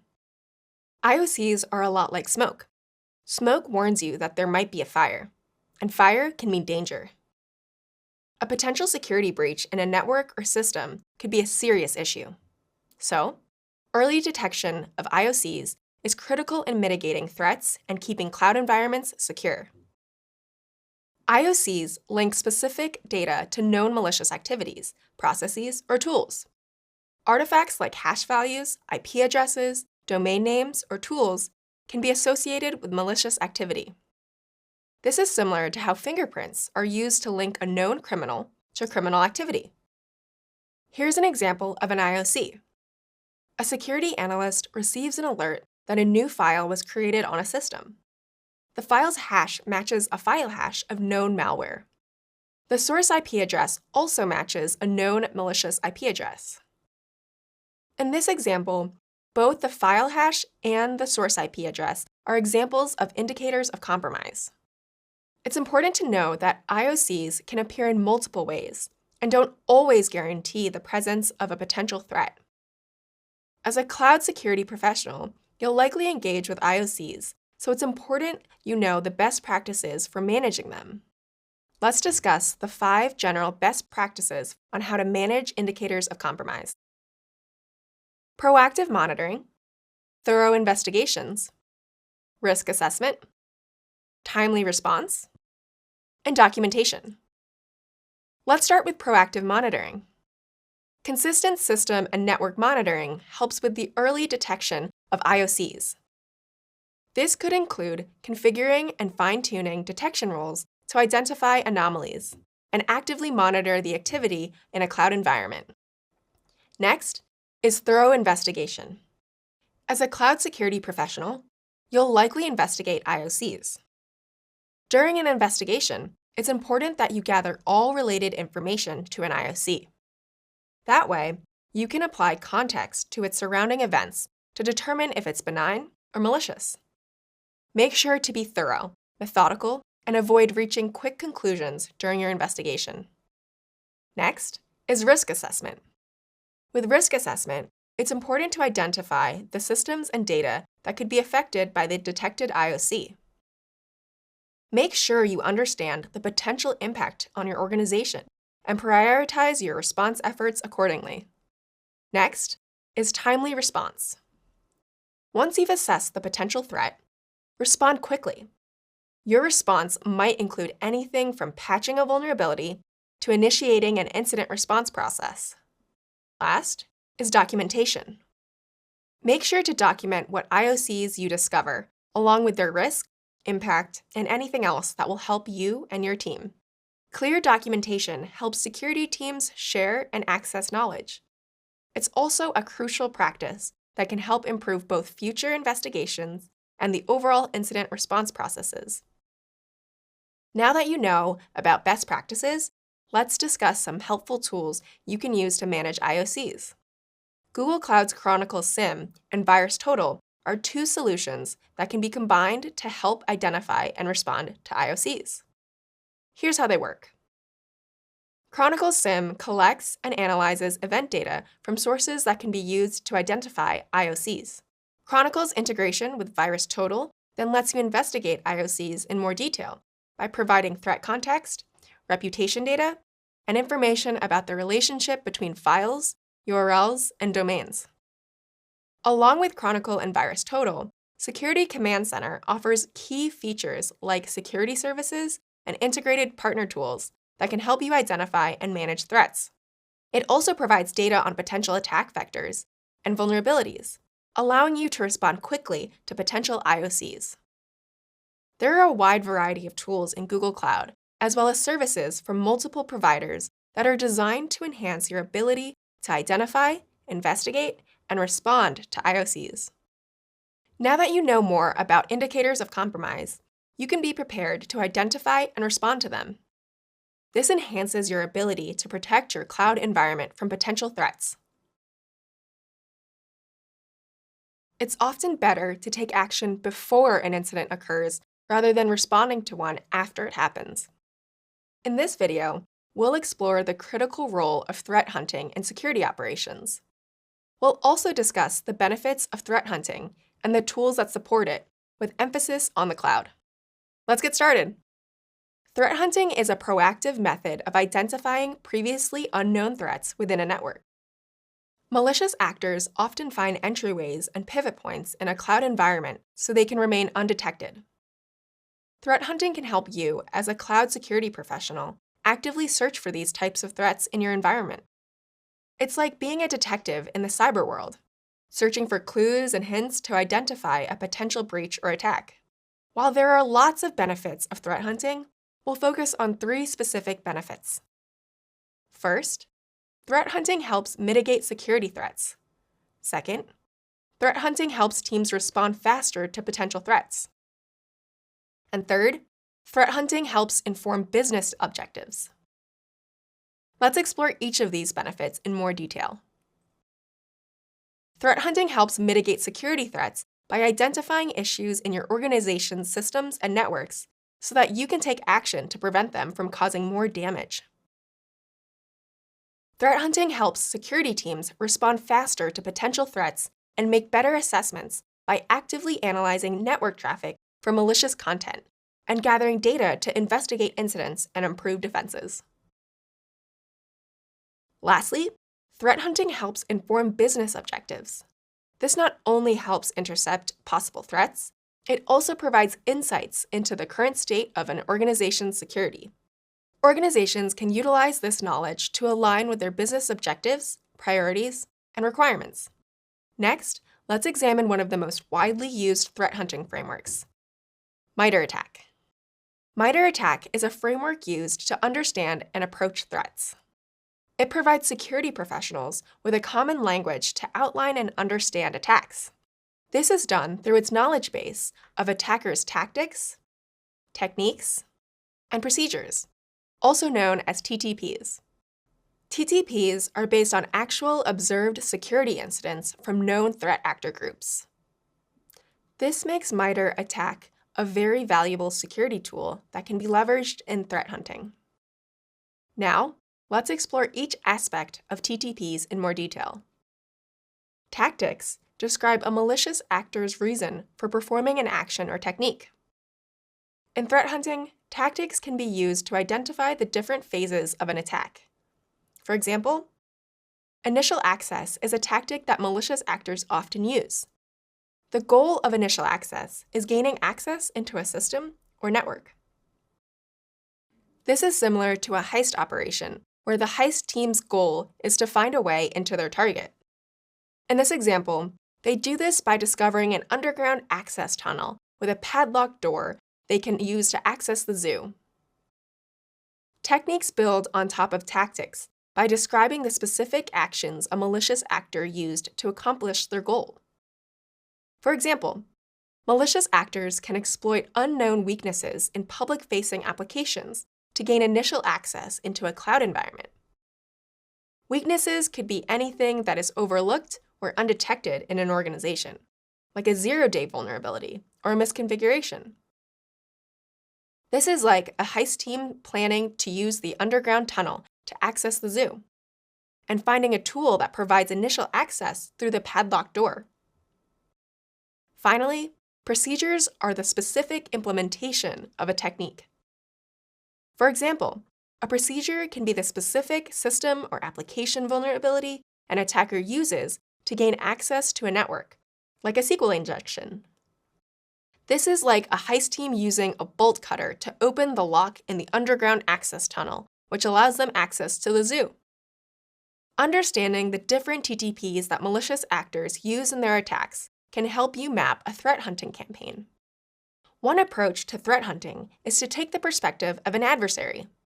You can do this by identifying potential attack paths and focusing on specific indicators of compromise associated with the attack path. MITRE ATT&CK is one of the many tools that can be used in threat hunting. Threat hunting can use a combination of different tools to search for threats in an organization. Let's explore some other tools you can use. Tools like Chronicle SIM can be used to hunt for threats and automatically add more context to alerts so that you can better understand and respond to them. For example, MITRE ATT&CK is one of the frameworks you can apply to threat hunting along with Chronicle. Chronicle's MITRE ATT&CK mapping capability helps you understand prioritize, and improve defensive capabilities.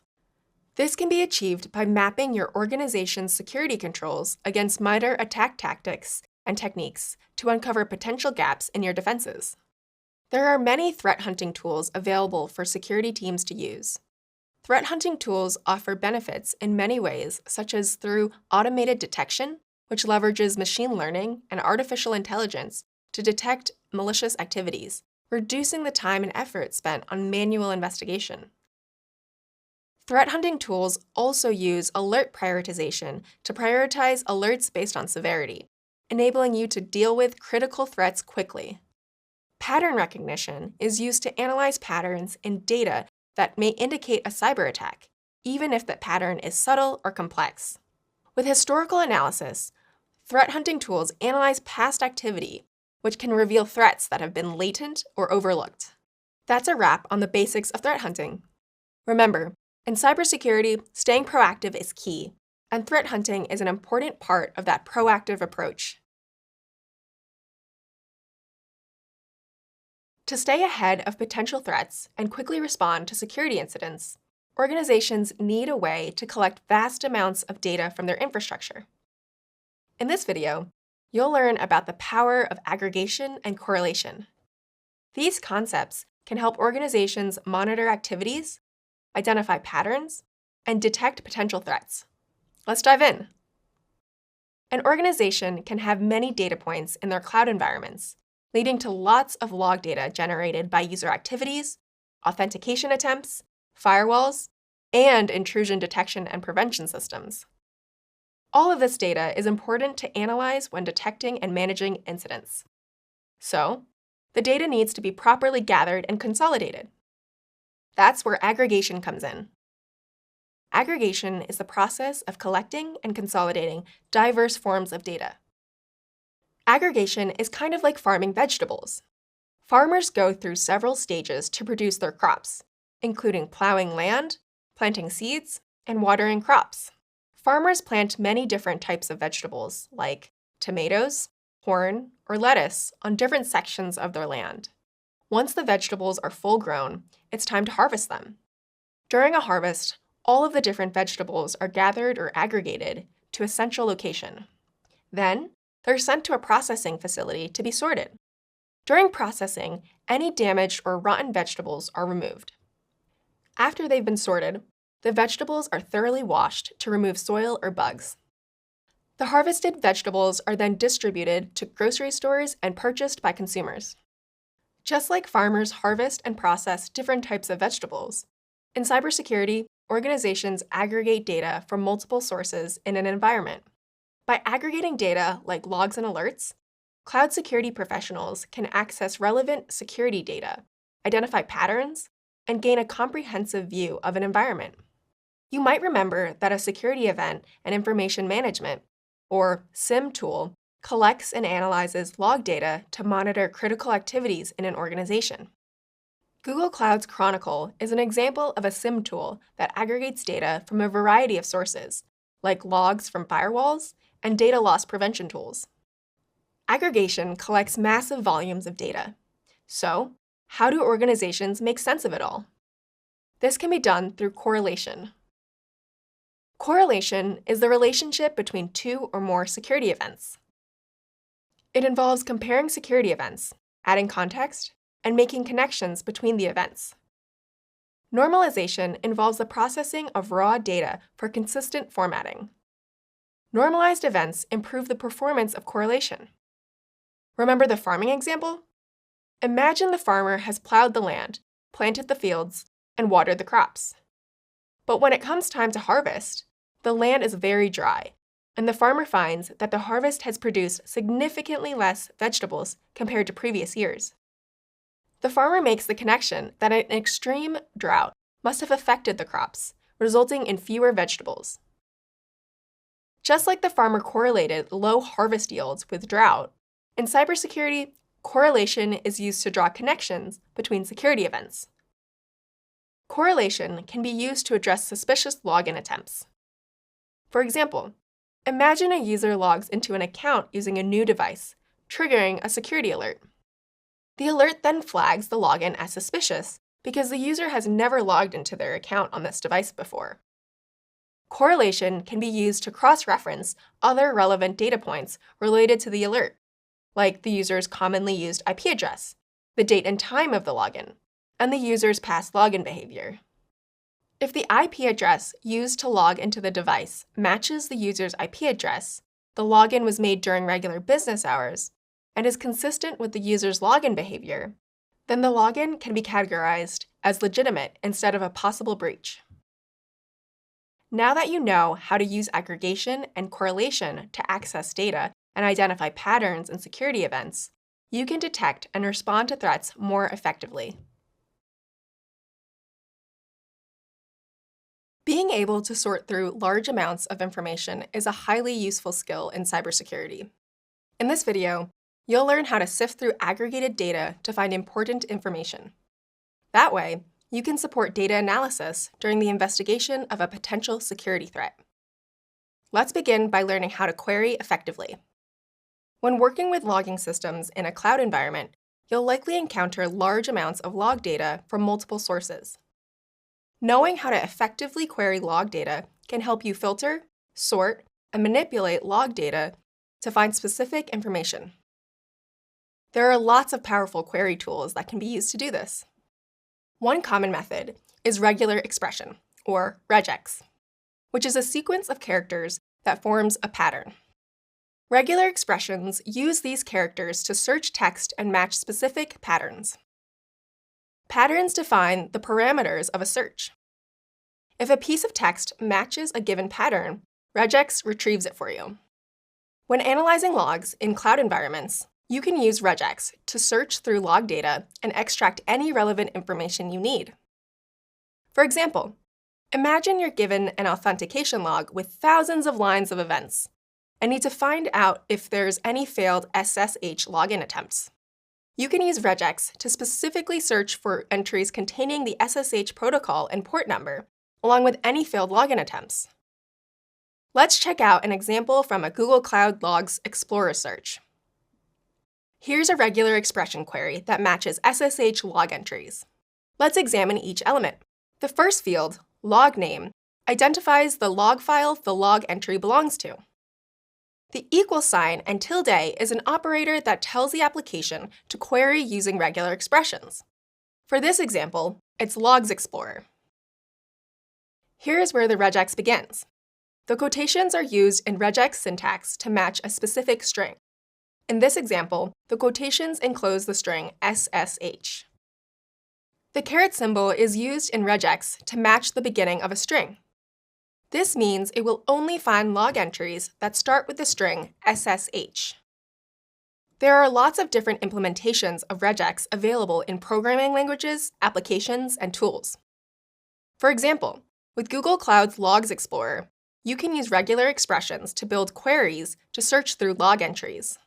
Searching with regular expressions has lots of advantages, like increased search performance compared to a regular text query. Because of its wide usage across different applications and programming languages, regex syntax can vary depending on the implementation. But what's important to know is the core set of features used to match patterns in text. Let's examine some regex fundamentals. Square brackets are used to match a range of characters. For example, the brackets here enclose the characters A, B, C. This means regex will match any of the characters defined in the brackets. Similar to a wildcard, periods are used to match any single character. In this example, D period G will substitute the period for any other character. It will return match results for texts like dig, dog, and Doug. \S matches any whitespace character like a space or tab. In this example, \S is between small and coffee. This means regex will only match for text that has a space or tab between the words small and coffee. \D matches any digit from 0 to 9. This example begins with a caret symbol, then \D. This will match a string that starts with a digit. The curly brackets contain the number of digits you want to match, which in this case is 5 digits. As you learn more about regular expressions, you'll be able to use these fundamentals in more complex ways to help you find the information you need. The first field rule provides the rule name, different city login. The meta section provides additional information about the rule. Under the meta section, there's events, which specify the UDM events that the rule needs to match on. In this case, the rule is looking for 3 things: user logins, users, and cities. The next section, match, specifies what must be met for the rule to match. In this case, it's user over 5M, which means the rule tries to identify a user who has been logged in within a 5-minute period and ignores all login events that exceed 5 minutes. Finally, the condition specifies the conditions that must be met for the rule to generate an alert. In this case, the rule is looking for UDM events that match what's defined in the match section and that have more than 1 city value. So, this rule will match if a user logs in from more than 1 city in a 5-minute period. If all conditions defined in this YARA-L rule are met, an alert will be generated. In the YARA-L rule you just examined, you might remember the use of UDM event types. Chronicle formats aggregated data using Unified Data Model, or UDM. UDM is a data model used to process and store data. UDM is kind of like a filing cabinet that's used to organize files, or in this case, aggregated log data. Just like a filing cabinet uses clear labeling to identify the contents of a file, UDM organizes data and attaches UDM fields to it to represent important data points. This makes data easier to search through and helps security professionals identify potential threats. With Chronicle, you can perform a UDM search. Through a UDM search, Chronicle searches security data that's been ingested and formatted in UDM. With time and practice, you can learn how to effectively use these querying tools throughout your career. And as an added bonus, you'll be able to save lots of time in log analysis by crafting effective queries. Fantastic work! You've completed your journey through detecting, responding, and recovering from cybersecurity attacks. Let's review what you learned. First, we explored the stages of an attack and discussed false positives. We explored Lockheed Martin's cyber kill chain and navigated each stage of an attack to better understand how advanced persistent threats work. We also reviewed false positives, including their causes and impact on security operations, and how to manage them. Then, we examined how cloud security professionals use security monitoring to monitor their environments. We also covered monitoring tools that are used to configure alerts and detect and respond to potential threats. Finally, we explored common examples of indicators of compromise found in cloud environments. We also discussed how threat hunting is used to uncover threats that evade detection tools. You're doing incredible work. When you're ready, join me in the next video.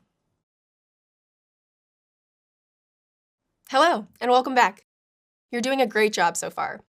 Remember, each new concept, process, and tool you learn helps you become a skilled cloud security professional and a contributor to your team. Previously, you learned about the details of incident detection. Now, let's shift our focus to incident response. In this section, we'll dive into the details of incident response process. We'll discuss the importance of preserving and handling evidence, documenting information, and how automation plays a crucial role in cloud security. And here's a few key topics we'll discuss. You'll go through the steps of the incident response process, including best practices with evidence handling. Then, you'll revisit incident management, where you'll learn more about the response process, including incident identification and team coordination. You'll also have the opportunity to explore how to use a cloud platform when responding to incidents. Then, you'll focus on documentation. You'll learn about alert response, including how to identify actionable alerts. Finally, you'll explore the power of automation including how security platforms leverage automation in incident response processes. I'm here to help you along the way, and remember, you set the pace. Feel free to watch the videos as many times as you like and review topics that are new to you. Let's begin our journey exploring how to respond to security incidents. I'll meet you in the next video. In this video, you'll learn the importance of preserving evidence in cybersecurity investigations. You'll also learn about evidence preservation, the types of digital evidence you may encounter, the chain of custody, best practices, and how Google Cloud tools can support you. You can think of yourself a bit like a detective on an investigation. Let's explore these exciting concepts together. Imagine the frustration of finding critical evidence of threat actor activity that is unusable due to improper handling or corruption. Evidence preservation is crucial. It allows cybersecurity professionals to ensure that impacted systems have integrity and that evidence is available for a follow-up investigation or to analyze how the incident occurred. That's why it's so important to preserve critical evidence in your work as a cybersecurity professional. You may encounter several types of digital evidence in cybersecurity incidents. Some examples include IP addresses, malware, logs, file hashes, and bad behavior. This type of evidence is also known as an indicator of compromise, or IOC for short. As the term suggests, this type of information indicates or provides clues that a system has been compromised. Each evidence type can provide valuable insights into the incident. As a cybersecurity professional, this digital evidence helps you understand what happened, how it happened, and who might be responsible. It's like piecing together a digital puzzle. Now that you know more about evidence, start to think about what to do with it. How do teams keep their systems from being compromised further while maintaining integrity of the evidence along the way? How do teams work to preserve evidence during an incident investigation lifecycle? As an incident investigation progresses and more people get involved in the process, it's important that everyone maintains the same level of care and integrity so the team can preserve the evidence. During an incident, it's important that everyone follows the same rules in the chain of custody. The chain of custody refers to the process of documenting and preserving evidence in a way that maintains its integrity and establishes a clear timeline for handling. An accurate chain of custody ensures your evidence is reliable and useful in any current or future investigation. To maintain the chain of custody, you should carefully and intentionally document each step of evidence handling, from collection to storage. And you should keep all documentation and evidence in a secure location. What should you think about when preserving evidence? There are 3 important things to consider. You need to capture and store data securely, aim to analyze evidence without altering it, and collaborate to maintain best practices. And the good news is that there are tools that can help. Google Cloud offers several tools and services to support your evidence preservation efforts. Some of these tools include cloud storage, which you can use for secure and resilient data storage, Google Backup and Disaster Recovery, which is helpful for storage and recovery, and Google Workspace, which supports documentation, collaboration, and secure file sharing. These tools can help you maintain the integrity of your digital evidence and streamline your investigation process. As a cybersecurity professional, incident investigations are a key part of the job. Preserving the integrity of evidence for cybersecurity incident investigations is a critical area of focus for you, your team, and your organization. You can use Google Cloud tools to support this process and help you successfully undertake your cybersecurity investigations. An IP address here, authentication attempts there, packets everywhere. It's all evidence in an incident investigation, and all that evidence needs to be preserved. In this video, you'll learn how to preserve evidence and what to consider during the process. Security teams must preserve evidence for accurate investigations and legal compliance. Preserved evidence must be undamaged, unaltered, and documented. Preserving evidence is a team effort. For it to be successful, all team members must recognize the value of evidence preservation and follow the chain of custody. The chain of custody is the process of keeping track of evidence as it progresses through an investigation. As part of the chain of custody, there are mandatory rules and processes. These rules and processes address issues such as unauthorized access and evidence tampering. When following the chain of custody, records and documentation are essential. Clear, accurate, and complete records of an incident investigation helps maintain the integrity of the evidence, ensuring that evidence is admissible and reliable. Organizations can then use that evidence to meet legal, insurance, or regulatory requirements. Proper documentation and collection of evidence helps organizations limit damage, prevent further losses, and comply with regulations. Now that you understand the importance of evidence preservation and how the chain of custody supports it, let's discuss some of the legal and ethical aspects to consider when handling evidence. As a cybersecurity professional, there are 4 key legal and ethical best practices. First, be aware of legal and ethical requirements. Second, balance the need for evidence with privacy rights. Third, collect only what's necessary. And fourth, destroy evidence when no longer needed. So far, we've covered 2 topics that are important throughout the incident investigation lifecycle: evidence preservation and legal and ethical considerations.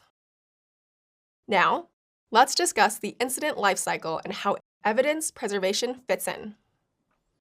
Investigating incidents involves 3 phases: identification, incident control, and iterate improvement.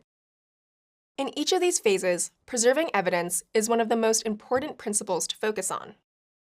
The first phase, identification, is the phase that new cybersecurity professionals interact with the most. The goal of identification is to provide a foundation of evidence that the team can build from and not have to go back and repair.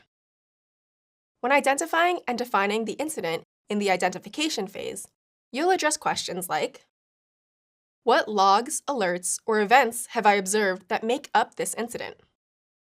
What detection rules were triggered? And how can I be sure this is a true incident and not a false positive? Now, let's discuss the unique challenges for evidence preservation when working in the cloud. Cloud resources like virtual machines or containers can be short-lived and automatically scaled. Because of this, you need to collect evidence promptly and create snapshots before any changes occur. Examples of this evidence include virtual machine logs or container operating system logs. When preserving evidence, it's crucial to enforce strict access control management and encryption policies for data at rest and in transit.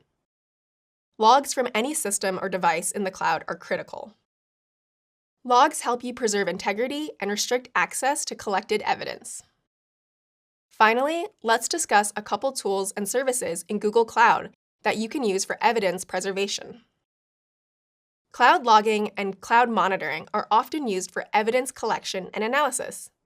These tools help collect, store, and analyze log data from a wide range of sources, allowing you to identify and investigate security incidents. Cloud storage also supports evidence preservation. In cloud storage, identity access management provides appropriate access controls to secure evidence storage. Once evidence is stored, cloud cybersecurity professionals can use features like object versioning and storage bucket policies to ensure data integrity and secure access. Google Backup and Disaster Recovery are designed to create regular, incremental, and secure backups for everything you need in an investigation. The opportunity for evidence preservation is built right into the design of the tool. In this video, you learn the steps involved in preserving and documenting evidence and the legal and ethical considerations to be aware of. You also learned about the incident investigation lifecycle and the tools you can use along the way. Now you know how to handle evidence like a pro. How you respond to an incident will depend significantly on your preparedness. And along with good preparation, using security tools helps you respond to incidents quickly and effectively. In this video, we'll explore how to apply an incident response process. We'll also discuss incident cases and their lifecycle using Google Cloud for context. We'll focus on SOAR and SIM tools to streamline the incident response workflow. Let's start with some definitions. Security orchestration, automation, and response, or SOAR, is a collection of applications, tools, and workflows that use automation to respond to security events. Security information and event management, or SIM, is an application that collects and analyzes log data to monitor critical activities in an organization. Now that you know what the SOAR and SIM tools are, let's discuss how they're used and what a typical incident response process looks like. The incident response process has 3 phases. The first phase is identification. In this phase, you start an incident report because potential vulnerabilities and incidents have been identified. The SIM and SOAR tools are very helpful in this phase. They provide valuable information about alerts and events that have already happened, highlighting indicators that the asset may have been compromised. For example, SIM tools collect information from sources in your network. Then, the tools use a set of rules to detect and understand the information so it can be presented to security analysts. Now that the incident has been identified, it's time to move on to the second phase, incident control. There's a lot that happens in the second phase. The main idea is to control the incident's impact. First, you should coordinate with your team and then resolve the issue. While the incident is being controlled, you coordinate and communicate with the rest of the security operations team. You want to make sure that everyone understands what's been discovered and its impact. Next, you work to resolve the incident, limit ongoing damage, fix the underlying issues, and restore normal operations. Additionally, in the identification and incident control phases, the SOAR tools are useful for other aspects of incident response. SOAR programs coordinate communication between team members, assigns tasks, and tracks progress as teams communicate and work to resolve the incident. Now that the incident has been identified and controlled, it's time to iterate improvement. This is the phase in which you improve your security practices by learning from what caused this incident to occur. This enables your organization to improve processes, make plans for continuous improvement, and prevent a similar incident in the future. These steps are critical for security operations teams to evolve and adapt to the changing security landscape. Let's discuss some specific examples to learn more about the incident response process. It's not uncommon for an organization to receive numerous security alerts every day. If cloud cybersecurity teams were to investigate these alerts manually, it would take a lot of time and effort to connect information and determine if the team should act or not. When using a SOAR program like Google's Chronicle SOAR, workflows are automated and alerts are automatically analyzed, so there can be an appropriate response. For example, a SOAR program notifies your team about events connected to a phishing campaign. Your team now has the opportunity to get insight into the attack, learn from it, and mitigate similar attacks in the future. A second example is a distributed denial of service, or DDoS, attack. In a DDoS attack, your team uses SOAR to collaborate in real time to share information about impacted systems, attack patterns, and mitigation strategies. You use that information to coordinate with your team, assign tasks, and enable the team to quickly contain and mitigate the DDoS attack. In this video, you learned the processes and tools involved in responding to incidents. You also learned how a SOAR solution can be used during the response process. With these processes and tools at the ready, you'll be able to respond to events and help your team manage incident response. Imagine there's a security breach at your organization, and you're working on the incident response process. It's your responsibility to help your team better understand the severity, impact, and scope of the breach. How do you accomplish that task? In this video, we'll dive into incident identification, a critical part of any incident response process. You'll learn how to triage and prioritize alerts, collect information, assess potential impact, and learn the difference between true incidents and false positives. To start, let's consider incident identification. Incident identification involves recognizing potential security threats based on alerts, log data, and other indicators. The key to successful incident identification is to efficiently triage, prioritize, and assess alerts. That way, you can make sure you're addressing the most important incidents first. The initial steps in incident identification are to triage and prioritize alerts. Triaging alerts means categorizing and filtering the alerts based on specific criteria. Prioritizing alerts means you address the most critical issues first, ensuring a timely response to potential threats. When you prioritize alerts, you need to consider questions that help you focus on severity, potential impact, and urgency.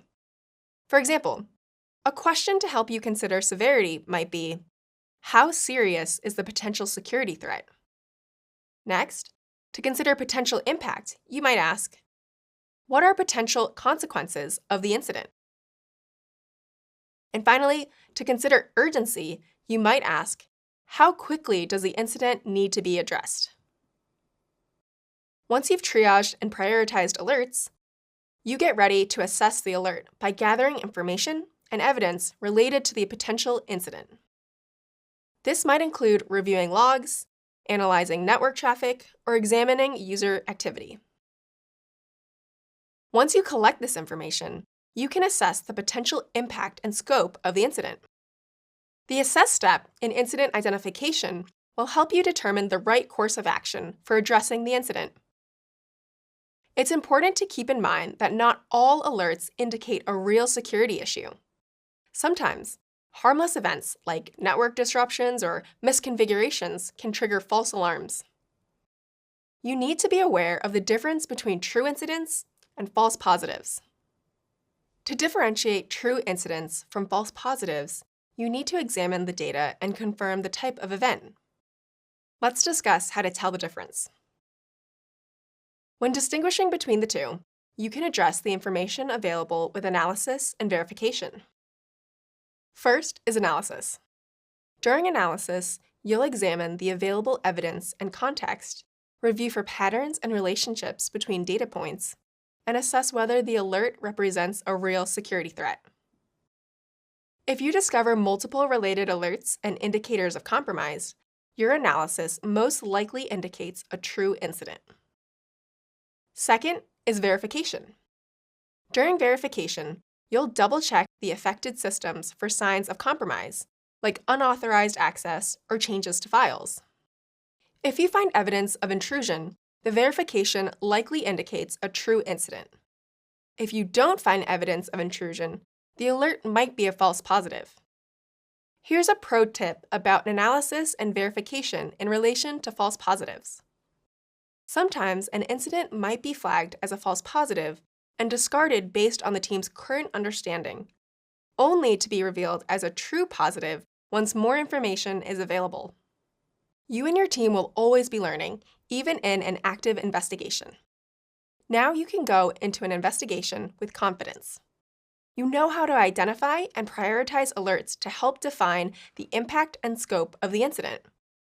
You also know how to differentiate between a true incident and a false positive to help guide your team down the right path.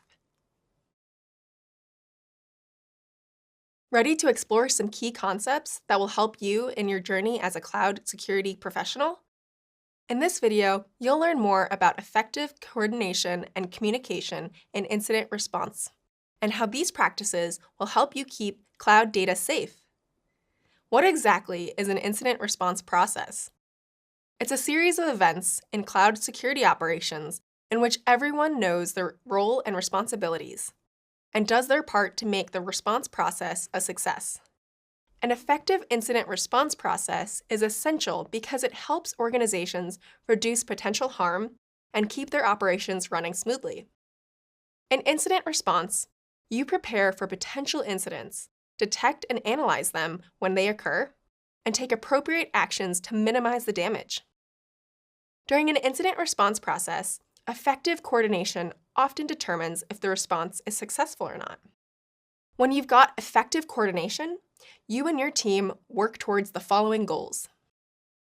You manage resources so that all systems and people are communicating effectively. You streamline communication so that everyone knows where they are in the incident response process and what they are responsible for. And you ensure a timely response to security incidents so that everyone knows what's happening now and what to do next. Effective coordination is all about bringing everyone together to work in harmony. That means everyone knows what to do and how to do it.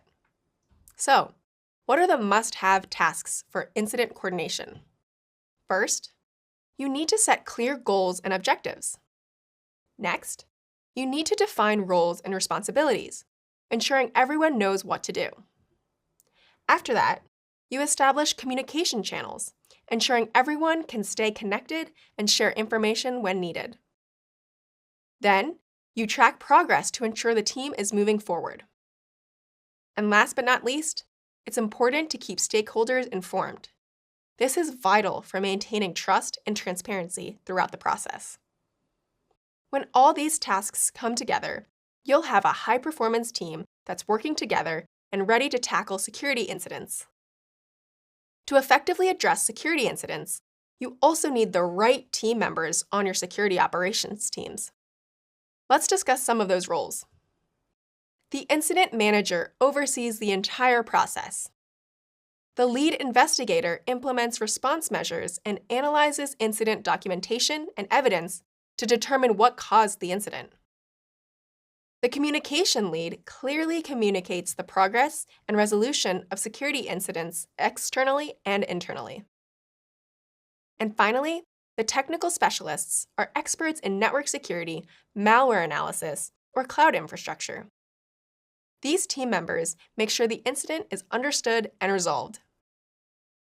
All of these roles on the security operations team work together to protect your organization's data and ensure that security incidents are handled effectively and efficiently. And to get that done, communication is key. Clear, effective, and concise communication is essential to incident coordination.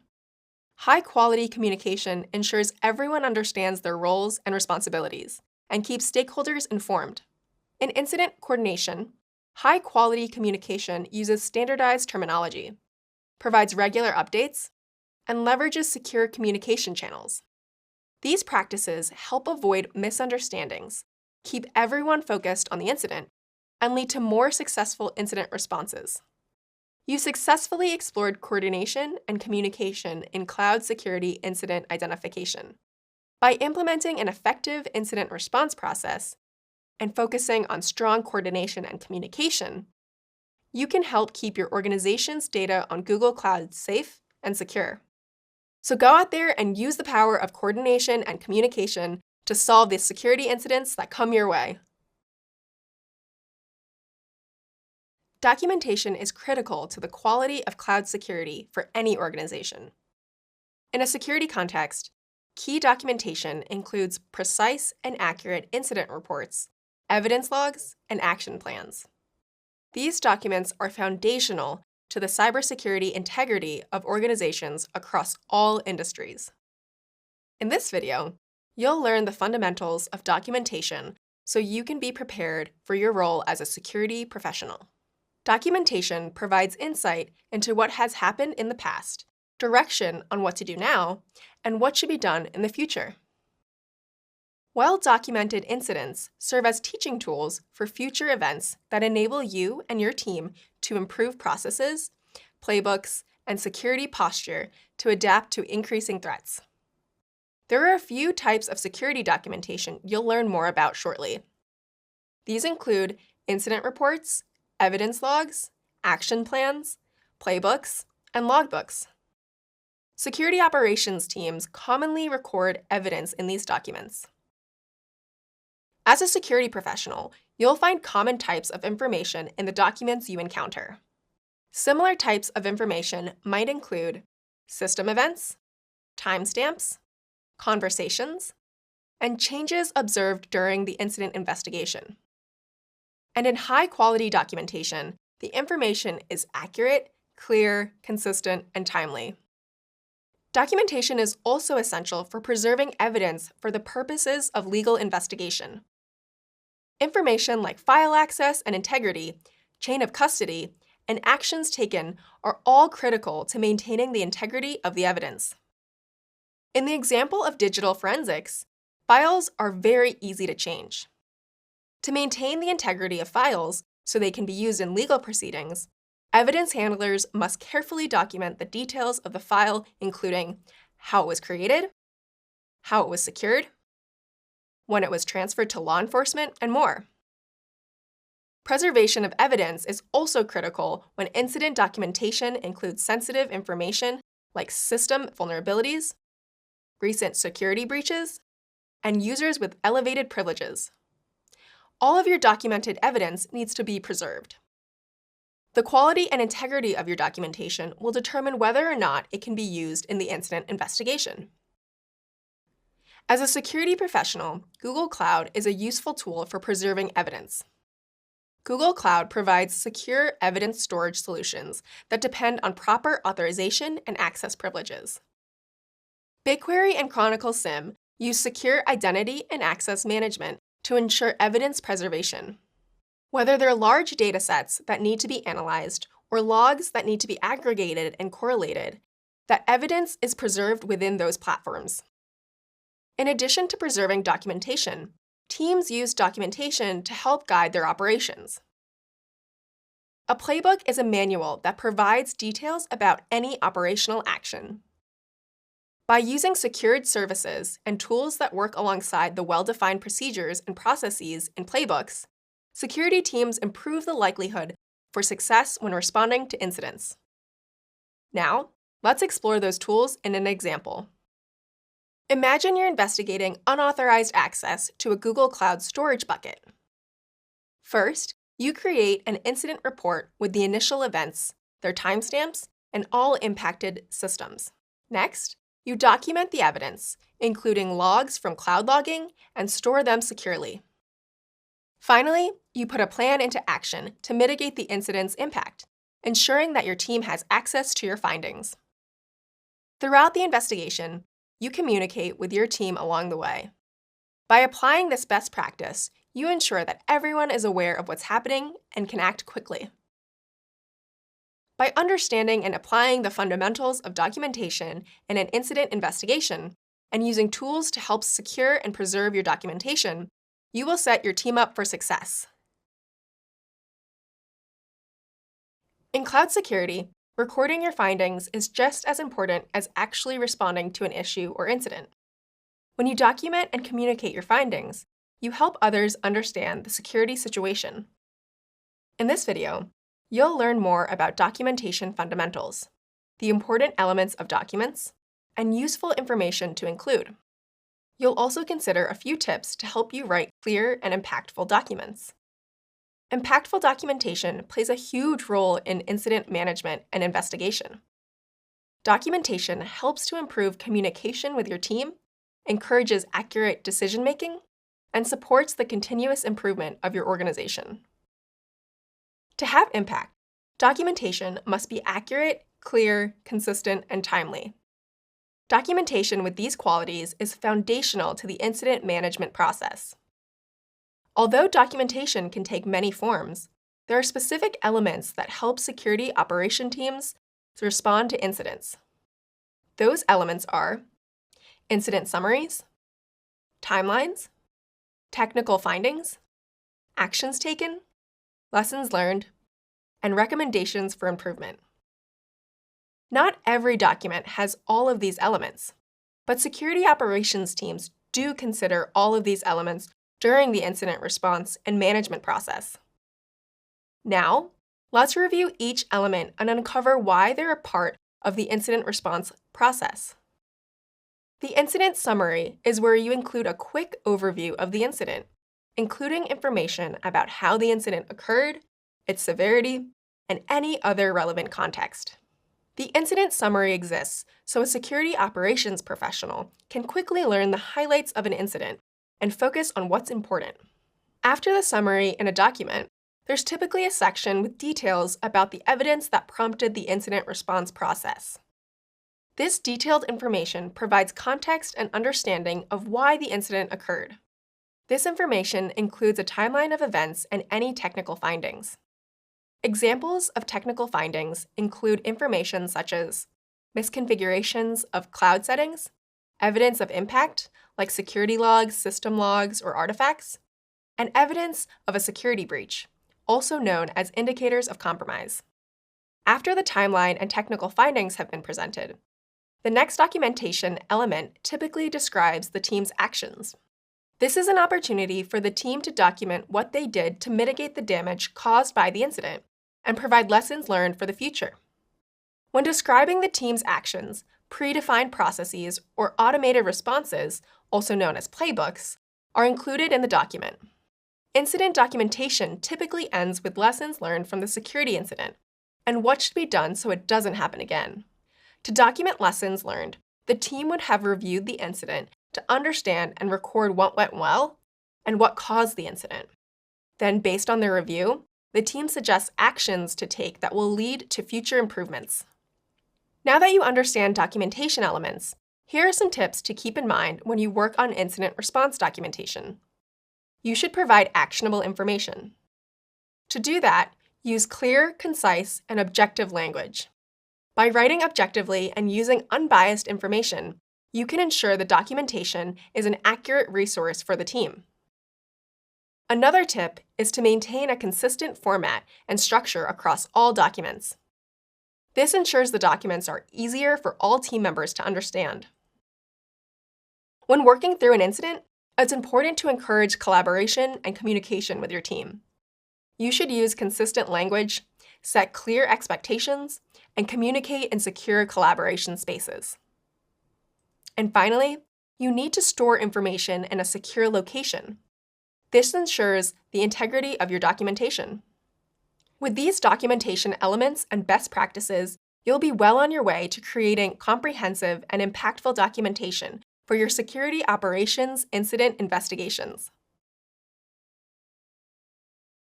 How do you know when you need to respond to a potential security incident? In this video, we'll explore how cloud security professionals identify actionable alerts. The incident response process has 3 steps. Actionable alerts start this process in the identification step. In this step, you begin to understand what event has occurred.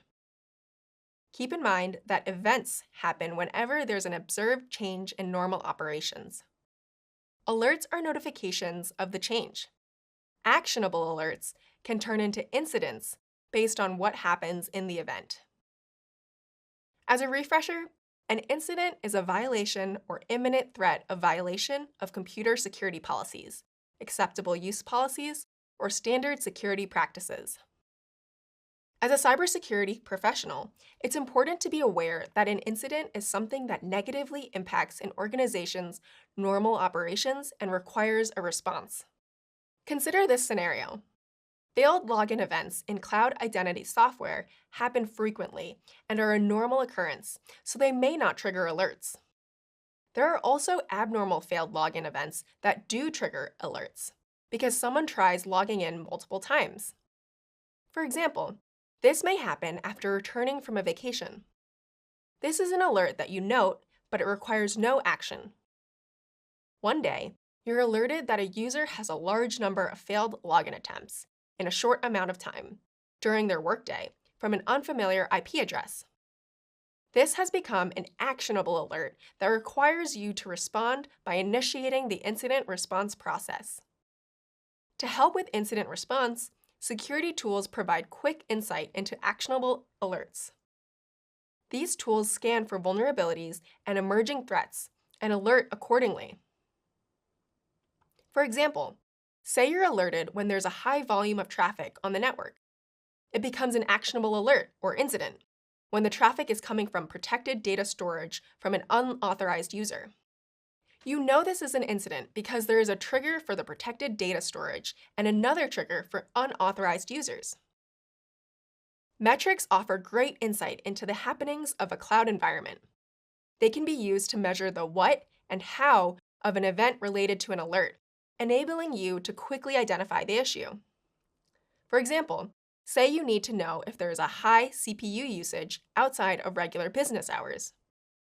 You can use metrics to identify the what of the alert, which is the CPU usage, and the how of the alert, which is high activity outside of business hours. Let's introduce 3 Google Cloud tools and services to help with managing events, threat detection, and alerts. First, the Security Command Center. The Security Command Center is a security posture and risk management platform that gives insight into configuration vulnerabilities and incoming threats. Second, Cloud Logging. Cloud Logging is a Google Cloud-managed platform that allows you to store, search, analyze, monitor, and alert on logging data and events. Alerts can be ingested from many cloud platform vendors and also from on-premises resources. Third, Chronicle SIEM. Chronicle SIEM is a part of the bigger Chronicle security operations. Chronicle SIEM collects security data and helps you identify the highest priority threats. While security tools, including Google Cloud tools, are essential to any successful security operation, incident response is still a process that's initiated by security professionals. When starting an incident response process, it's important to first capture the event or alert. This requires you to think about the information, its impact, where it came from, and how it affects normal operations. You must document and investigate events early, even if you're not sure they're actionable. This will help you communicate clearly with your team and start an incident response process if needed.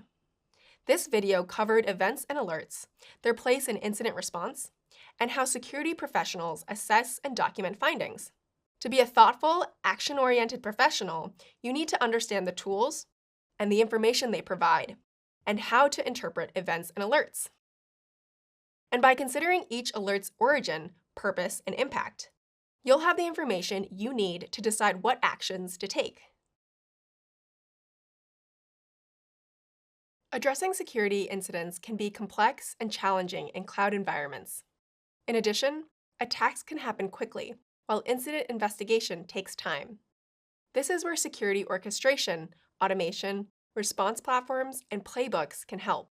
Let's dive into these concepts. For example, say you're working with a group of expert musicians, and you want to create a beautiful symphony. You need to coordinate the musicians playing each instrument to ensure everyone is playing in harmony. Security orchestration is similar because your security team members are like musicians. And instead of creating a symphony, you're managing an incident response. Orchestration helps you to streamline incident response efforts by coordinating specialized security tools, tasks, and processes. This coordination helps you save time, improve efficiency, and reduce the chances of human error. To help with orchestration, you can use Chronicle's SOAR, or SOAR for short. Chronicle SOAR is Google Cloud's security orchestration, automation, and response platform. Similar to other SOAR platforms, Chronicle SOAR is a collection of applications, tools, and workflows that use automation to respond to security events. To harness the power of these tools, SOAR platforms work with a playbook, which is a manual that provides details about any operational action. Think of playbooks like a musical score that everyone follows to play in harmony. In incident response, playbooks provide predefined procedures that guide security teams through investigating and resolving incidents. Playbooks have defined triggers, which cause security teams to take specific actions and make decisions. This enables fast incident response, helping free up time for security teams. So why should you use playbooks as a security professional? Playbooks have several benefits. They help you automate repetitive tasks to save time and improve efficiency, and ensure consistency by requiring that teams consistently take all necessary steps. Playbooks also help to improve collaboration between security teams. They provide a common framework for communication and action. Playbooks also help security teams reduce risk by automating tasks prone to human error. Finally, playbooks improve compliance by ensuring that security teams follow all necessary procedures. Even better, you can build playbooks into your SOAR tool. In Chronicle SOAR, playbooks can be created, customized, and deployed to automate incident response workflows. Implementing a playbook helps security professionals effectively manage incidents. Chronicled playbooks begin with a trigger. The trigger is what initializes the playbook. It can be based on an alert from a security solution like an endpoint detection and response platform. Then there's the action. The action conducts an operation. For example, for a phishing incident, you might want to define an action like blocking the suspicious IP address that sent the phishing email. Lastly, there's the flow. The flow determines the progress of the playbook. It defines decision-making substeps in the form of conditional statements. For example, imagine your organization receives an alert about a possible phishing email. You can use a playbook in Chronicle SOAR that automates each manual step involved in the incident response process of a phishing alert. This response process includes identifying and blocking malicious IP addresses, alerting the affected users, and resetting compromised passwords. Instead of having to toggle between different security platforms to perform an action, you simply let the playbook do its work. Here is an example of a phishing playbook in Chronicle's Playbook Designer. It's a simple flowchart with steps. Each step defines the triggers, actions, and the flow of the playbook. All these components work together to integrate and orchestrate tools used by the security operations teams. Platforms like Chronicle SOAR and their playbooks can help you automate and coordinate systems during an incident response process, improving efficiency, aligning goals, and reducing the likelihood of human error. Keep in mind that SOAR playbooks for incident response are not 100% automated. Security analysts still need to customize and monitor playbooks to ensure they follow the correct process and that they're effective in incident response. In addition, security analysts may need to take manual actions that are not automated, such as investigating alerts or communicating with stakeholders. When making a SOAR playbook, keep in mind a few best practices. First, make a plan. Prioritize tasks and processes in playbooks that are prone to human error, take a long time to accomplish, and have high impact. Second, build with strategy. Make sure playbooks follow processes that align with your organization's goals and industry best standards. And third, iterate. Learn from past incidents and continuously refine and adapt playbooks to ensure that they stay effective. As a security analyst, you can use automation and playbooks to simplify tasks and improve workflows to help you and your team. Platforms like Chronicle SOAR are a big help in incident response, so consider SOAR when you need to improve response efficiency and avoid errors.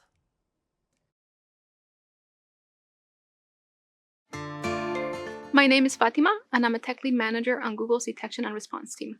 My role at Google requires me to stay up to date with the cybersecurity threat landscape and make decisions about what we need to build so we're in a good position to detect any cyber attacks against Google or Alphabet.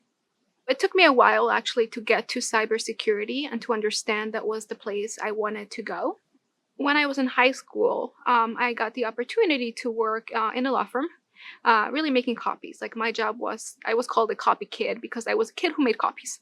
And at one point, I just started working with their IT systems and just trying to fix things here and there when things would break. We would have people who would lose important work documents or really cherished family photos. So I was exposed to that part of cybersecurity, the very human part, right? That it's not just a nuisance that somebody experiences on their computer, but it can really affect them in a different way.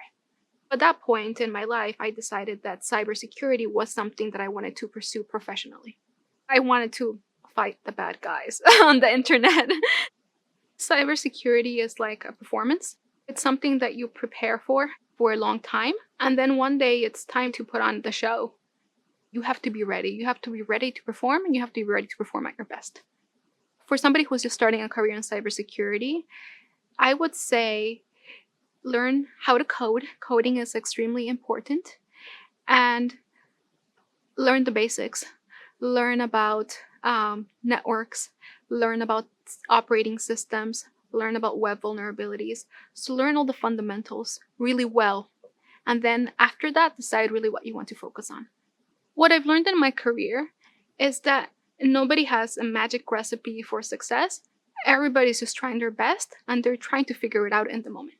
You might think that this other person just knows better and they have some magical skill that makes them more fit to do this type of work. I'm going to tell you that doesn't exist. The only thing that exists is really hard work and learning and developing your skill sets, and eventually you get better and you kind of move on to that next phase of your career or your life. But nobody has that kind of magical recipe and knows all the answers. Everybody's really just trying their best. Congratulations! You've completed this section. You now have the foundation you need to successfully respond to a security incident. You'll also be able to share your newfound understanding with future employers and other security operations professionals. You've learned a lot. Let's do a quick review. First, you learned about the incident response process and about preserving and handling evidence like a pro. Next, you learned about the Chronicle SOAR and Chronicle SIM platforms that security teams use during incident response process and how they provide oversight and access to multiple tools and information at the same time. Next, you learned about attributes of high-quality documentation, what great documentation should look like, and how to address documentation during an incident. After all, an incident investigation is only as good as its documentation. Finally, you learned about the tools of the trade and how to leverage automation to work smarter, not harder. You also learned about playbooks and how they enable you to focus on the important aspects of incident response process. Continue moving forward on your learning journey and keep building your foundational understanding of the incident response process. Great work! Hi, and welcome back. Coming up, you'll learn all about the importance of recovery after a security incident. Then, you'll be introduced to critical aspects of business continuity and disaster recovery, or BCDR, including cloud BCDR tools used to maintain business continuity. Next, you'll learn how to measure recovery plans for success using key recovery metrics. Finally, you'll examine the relationship between disaster recovery and business continuity, best practices to apply, responsibilities of security professionals working on recovery, and stakeholders involved in recovery efforts. As a security professional, learning the fundamentals of recovering from a security disaster will help you effectively communicate with other professionals and support your team. So, are you ready to get started? Meet you in the next video. How do you ensure that business operations continue to run when disaster happens?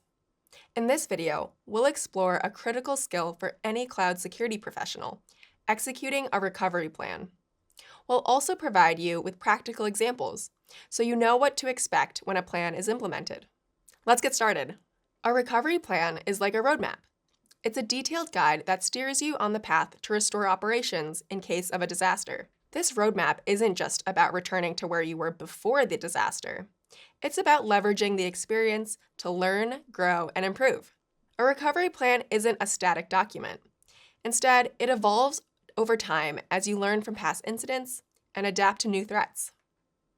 As a security professional, you'll contribute to this growth and help your organization become more resilient with each challenge. As a security professional, you'll likely be involved in recovery efforts. But it won't just be you. Every person in an organization plays a role in the recovery process.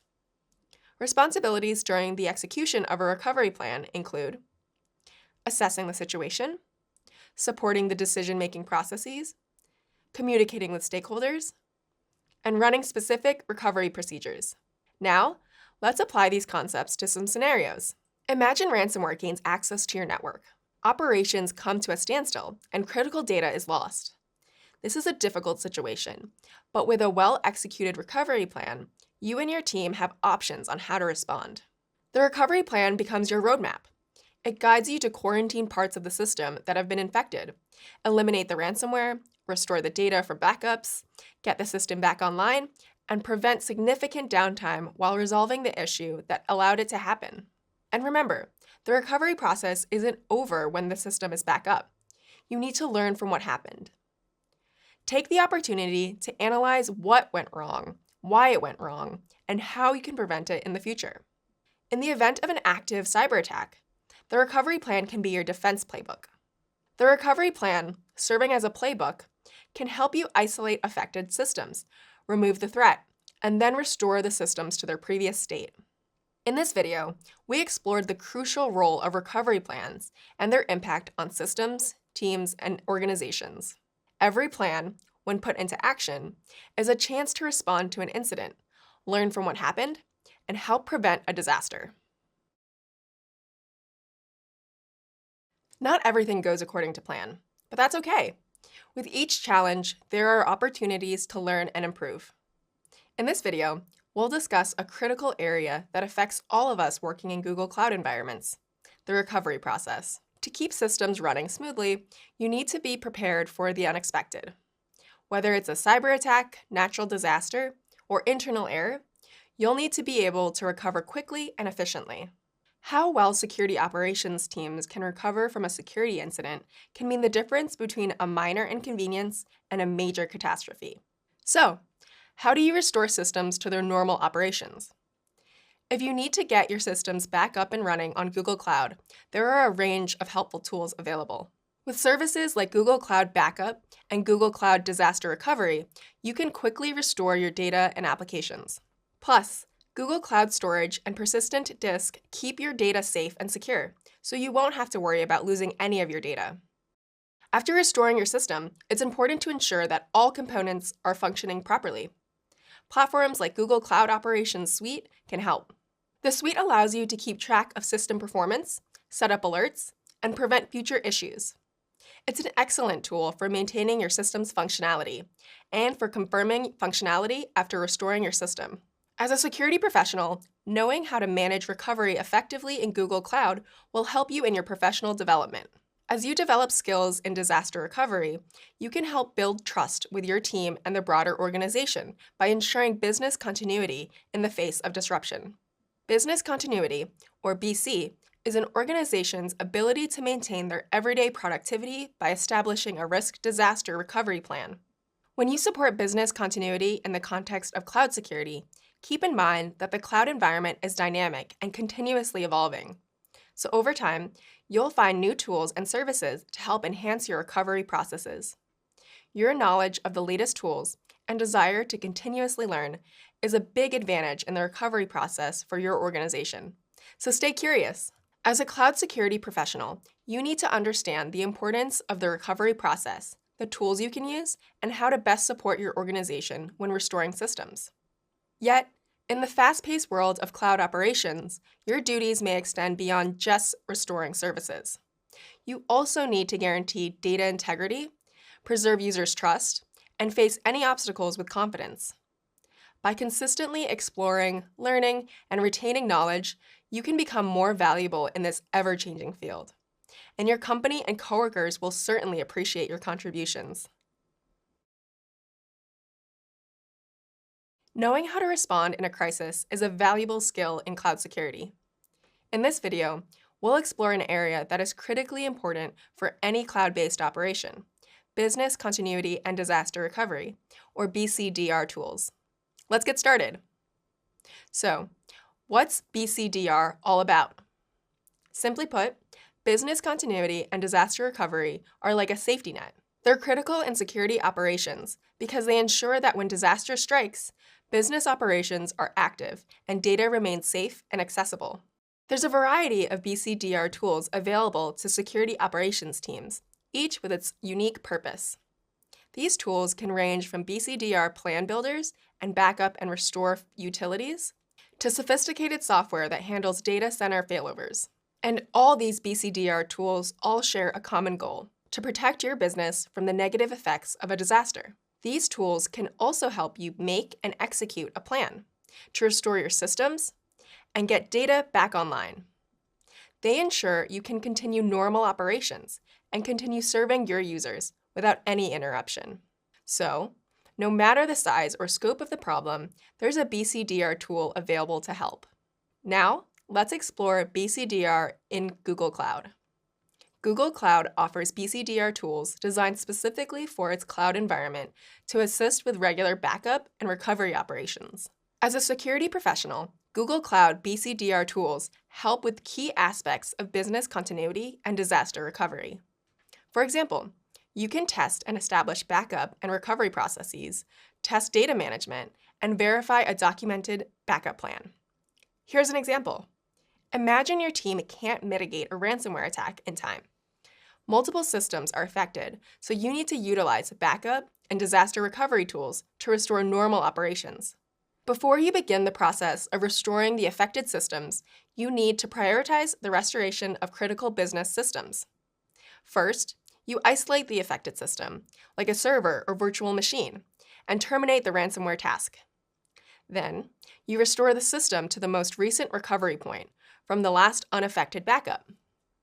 By using cloud-based BCDR tools, your security operations team can be confident that completely different infrastructure is in use, rather than a compromised network. Once the new system is running, the security team connects the recovered system to the network so that end users can return to work and operations can continue. So remember, these BCDR tools are not just pieces of software. They're what you can use to ensure your business continues to run smoothly and efficiently during disaster recovery. Hello, and welcome to the next step in your cloud security journey. In this video, we'll explore the critical world of business continuity and disaster recovery, or BCDR for short, within Google Cloud. BCDR ensures your operations continue despite unexpected disasters or threats. Google Cloud provides lots of tools that integrate seamlessly with BCDR planning and execution, making protecting your organization's data easier. That way, you can keep your services running after a disaster. Let's examine a BCDR tool in Google Cloud. Google Cloud Backup and DR is a backup and disaster recovery solution that enables organizations to quickly recover data so that they can continue running critical business operations. To get started with Google Cloud Backup and DR, you'll need to first create a backup plan. You can use the backup plan to define the parameters of your backup. For example, how often to back up your data, how long to retain the backups, and where and how to replicate the backups. Once you've created your backup plan, you can restore your data whenever you need to with just a couple clicks. For example, if your organization is targeted by ransomware, employees might not be able to access files encrypted by the ransomware. Business operations will be negatively affected, and employees won't be able to do work until they can access the data. After the security team successfully contains the ransomware, you use the backup plan to quickly find and deploy a backup that has not been infected with ransomware. This allows you to quickly recover your data and get operations back to normal.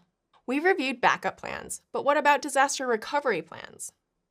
Let's examine what you should consider when creating a disaster recovery plan, or DRP, within Google Cloud. For example, it's important to consider how backups will be set up through replication, what your measures of success during a recovery are, and what happens if there's a failover. You'll also need to test the plan and have maintenance strategies. And lastly, you should consider the cost implications of a disaster. This includes the cost of downtime if your organization is unable to operate, and the cost of restoring data. Let's discuss these considerations in more detail. First is replication, or the process of continuously creating copies of data to multiple locations to support availability. Replication is vital to any disaster recovery plan because it helps ensure that data can be quickly restored. While working in the cloud, it's important to consider replication options that utilize storage in different regions of the world. For example, OnVault can be used to safely store backup data from virtual machines. Another option is StreamSnap, which is used for data mirroring. Data mirroring creates exact copies of data in remote locations. This provides opportunities for replication across multiple regions to improve data availability during a disaster. Now that you've learned how data is backed up, let's discuss measures of success. These include how often data backups happen and how quickly you'll need to get business operations back to normal when carrying out a disaster recovery plan. In a disaster recovery plan, you need to decide how much data can be lost and how long systems can be down. Both are critical measurements of success for a disaster recovery plan. Google Cloud's compute, storage, networking, and software services can support your team in making these objectives possible. Next, let's examine failover, which helps protect systems from failure. For failover scenarios, deploying Compute Engine and managed instance groups can provide automatic failover in the event of an instance or zone failure. For example, imagine your organization uses Google Cloud to run a critical application on Compute Engine. The application is deployed in a single zone. Keep in mind that a failure in one zone affects all of the resources in that zone. So, if the organization wants to improve the critical application's availability, they need to add failover. The organization can achieve improved application availability by creating a managed instance group with 2 instances located in different zones. The application can then be configured to run on both instances. If one instance fails, the other instance will continue to run the application. As always, testing your disaster recovery plan is crucial. In the previous example, the organization can also set up regular disaster recovery testing to verify if the failover works as intended. As a security professional, you can test your plan periodically and conduct tests to simulate a computer instance failure. If the testing fails, you are alerted and can investigate and address the issue. Conducting regular disaster recovery testing will ensure your plan is effective and can help you identify improvement areas. Finally, here's a pro tip. Maintaining your disaster recovery plan is key. Your company's cloud presence will change over time, and your disaster plan needs to change accordingly. Your plan needs regular maintenance to stay current. Now that you know more about setting up and maintaining a backup and disaster recovery plan in the cloud, you're well prepared to help your organization navigate security disasters with confidence. In this video, we'll explore one of the most critical aspects of a security professional's role: disaster recovery. Recovery is more than just a backup plan. It works alongside prevention efforts. But when prevention doesn't work and disaster occurs, a speedy and efficient recovery is essential to keep business operations running smoothly. Recovery is a team effort. All members of a security team must know how they contribute to recovery processes. They also must maintain awareness of business continuity standards and timelines. Business continuity ensures that your company's operations are uninterrupted at all times. And when a disaster strikes, recovery is a corrective measure that can get your company back on track. There are several recovery options to use in the event of a disaster, but the recovery option you choose will depend on the type of security disaster you encounter. To help you make the right call, let's review the different types of recovery options. Backup restoration is a common practice and recovery option security professionals use to recreate a system from its most recent stable backup. Another recovery option is redundancy, which is the practice of having multiple copies of data in different locations to avoid a single point of failure. Copying data across multiple zones has a lot of benefits. It improves the availability of cloud resources and prevents potential disruptions in the event of a failure or disaster. For example, if System A fails, a redundancy mechanism can automatically start, allowing System A1 to take over to minimize downtime and maintain availability. Cloud providers like Google Cloud provide backup and restore recovery options and replication for databases, giving security professionals a quick way to recover lost data. To support backup and restore efforts, cloud providers offer failover and redundancy services. These services manage heavy traffic loads using load balancers. Load balancers improve the performance of services or applications by distributing network traffic across resources. In the context of recovery, if a server fails or suddenly becomes unavailable, load balancers identify this change in server performance. Then, load balancers work to provide availability by evenly distributing traffic across the other servers. Another recovery option is warm standby. With this strategy, a duplicate system is always running in the cloud, but on a much smaller scale. The duplication is fully configured and operational, so in case of a disaster, security professionals can scale up the system to run quickly. Now that you're familiar with a few recovery options, let's discuss how security professionals use these recovery options on the job. Disaster recovery strategies are included in a disaster recovery plan, or DRP for short. A DRP is like a to-do list that includes the details you need when a security disaster occurs. A DRP also includes measures of success. The success of a recovery effort is not only when a business returns to normal operations, but how quickly the recovery happens, and what data is lost when the system is down. These measures of success are known as recovery point objectives, or RPOs, and recovery time objectives, or RTOs. A recovery point objective, RPO, is the maximum acceptable length of time during which data might be lost from an application due to a major incident. A recovery point objective defines how much data you can afford to lose if a system goes down. As a security professional, an RPO informs how often you back up your systems and how you use redundancy. RPO also typically involves a data backup policy. For example, during the event of a failure, a financial organization like a bank needs a low RPO. In this context, a low RPO ensures that the bank can restore its data as close as possible to the point of failure.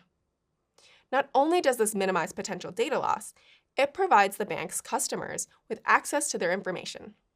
However, a small local bookstore that uses manual data entry might not need a low RPO, because losing a few hours of their data during a failure might not significantly affect their business operations. Recovery time objective, RTO, is the target time allowed for the recovery of a service in the event of a disaster. An organization's RTO is how long they can afford to wait until data is restored from a backup, or how long a system can be down before it's back up and running after a failure. For example, if an organization specifies their RTO as 1 to 2 business days, this means they can accept 1 to 2 business days of downtime in the event of a disaster.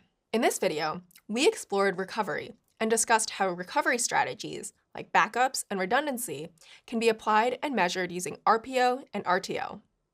Keep in mind that when prevention isn't enough, recovery steps can help you get your organization up and running, even after a security disaster. Organizations often create disaster preparedness plans. By planning in advance, organizations can better navigate challenges and unexpected events. Security professionals also plan for unexpected events. In this video, we'll explore disaster recovery planning, also known as DRP. When all else fails, a well-constructed DRP ensures that business operations can continue. It's the survival kit that keeps an organization going during unexpected disruptions. Let's unpack the kit and explore each of the 4 key components of a disaster recovery plan. The first component of a DRP is roles and responsibilities. Having an established list of roles and responsibilities ensures your team knows how to communicate and collaborate with other employees, vendors, and customers. The second component of a disaster recovery plan is critical systems, applications, data, and resources. The DRP should include documentation of which systems, applications, data, and other resources are most critical for business continuity, and how to bring them back online when they're down. The third DRP component is to make plans for testing and optimization. It's important that your team continues to test and update its strategy to address ever-evolving threats and business needs. The fourth DRP component is a risk assessment. A risk assessment considers strategies for potential hazards and the necessary resources to resume business operations. The assessment should include clearly defined recovery point objectives and recovery time objectives. Remember, a recovery point objective, or RPO, is the point in time to which data must be recovered after a disruption occurs. For example, imagine you're working on a crucial project that depends on a constant stream of live data. Suddenly, without warning, your system crashes. The clock is ticking, and each passing second means more data is lost. How much data can be lost before it starts to impact the company? 30 seconds worth of data, 30 minutes, or 3 hours? These are questions RPOs are meant to answer. A recovery time objective, or RTO, is the maximum acceptable amount of time allowed for the recovery of a service in the event of a disaster. When setting an RTO, security professionals need to know the maximum amount of time a system can be offline. To figure out the answer, they'll ask questions like, how long can business operations dependent on a specific system be down? And how quickly does the system need to be operational before the impact becomes severe? For example, imagine you work for a global financial technology company that provides financial services through a cloud-based app. Their services are accessible to millions of customers around the world at any time of day. One day, the company is targeted for a distributed denial of service attack. The attack overwhelms the company's servers and systems, causing the app to go offline. The outage causes severe service disruptions, impacting customers all over the world in an instant. Unfortunately, your team's efforts to mitigate and resolve the attack are not successful. Your defenses are overwhelmed, the system stays down, and the app remains unreachable. Your last line of defense is the disaster recovery plan. So the team activates the cloud-hosted DRP, which outlines the steps the team needs to follow to recover critical cloud resources. Your team's designated personnel, including security engineers and stakeholders, access the DRP. Now, everyone on the team knows their roles and responsibilities and collaborates effectively to get servers and systems back online. By leveraging the scalability and distribution of the cloud, your team is able to redirect and recreate network traffic, computing, and data from failovers and backups. All of the redirection and restoration efforts are then guided by predefined RTOs and RPOs, ensuring that downtime and data loss are within acceptable limits. Critical systems then come back online, and the bank's customers are able to access the app once again. As you might imagine, this recovery process is not an everyday action. It's the safety net when everything else fails. Now that you've explored the components of a disaster recovery plan and worked through a security scenario, you understand the process to support recovery when the unexpected happens. Ready to learn more about a vital part of cloud security? In this video, we'll discuss the differences between business continuity and disaster recovery, also known as BCDR. We'll also discuss how to build BCDR plans and examine how they're used in Google Cloud. Business continuity, or BC, is an organization's ability to maintain their everyday productivity by establishing a risk disaster recovery plan. Disaster recovery, or DR, is a strategic and systematic approach to recovering essential infrastructure and systems when a disaster happens. Business continuity and disaster recovery work towards the same goal: ensuring your organization is impacted as little as possible during a disaster or event. Security professionals often refer to these two concepts together as BCDR.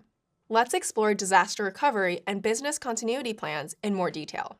When building either of these plans, there are three considerations to keep in mind. First, both plans start with a risk assessment. A risk assessment helps you and your team identify threats and evaluate their impact. This can also help you thoroughly document and set up a priority list. Next, a business impact analysis is necessary for you and your team to identify which critical operations need to be prioritized when a disaster happens. And finally, organizations use strategic planning to outline various disaster scenarios so they can focus their efforts on minimizing disruption, recovering lost information, and restoring regular business operations as soon as possible. All three of these considerations are necessary for teams to create business continuity and disaster recovery plans that help ensure successful outcomes. Both plans consider what systems need to be prioritized and how to address prioritized systems during a disaster. But each plan considers these factors differently. Every organization is unique, so each organization's goals and plans for disaster recovery and business continuity must be tailored to their needs. Let's explore some of the tools and features in Google Cloud that a security team can use to implement both BC and DR plans. An important part of Google Cloud's BC and DR strategy is using the BCDR recovery tool. This tool is a powerful asset that provides additional assurance that your systems can get back up and running quickly after a disaster. Also, Google Cloud's automation features allow for automatic backups and failover systems. This key feature ensures that your data remains intact and your operations continue functioning even when disaster strikes. Business continuity and disaster recovery plans are important for any security team, and they should be tested continuously. Now that you know more about BC and DR plans, you can build effective plans to manage disasters and support your organization. As a security professional responsible for disaster recovery, it's important to consider who is impacted by a situation as you respond to it.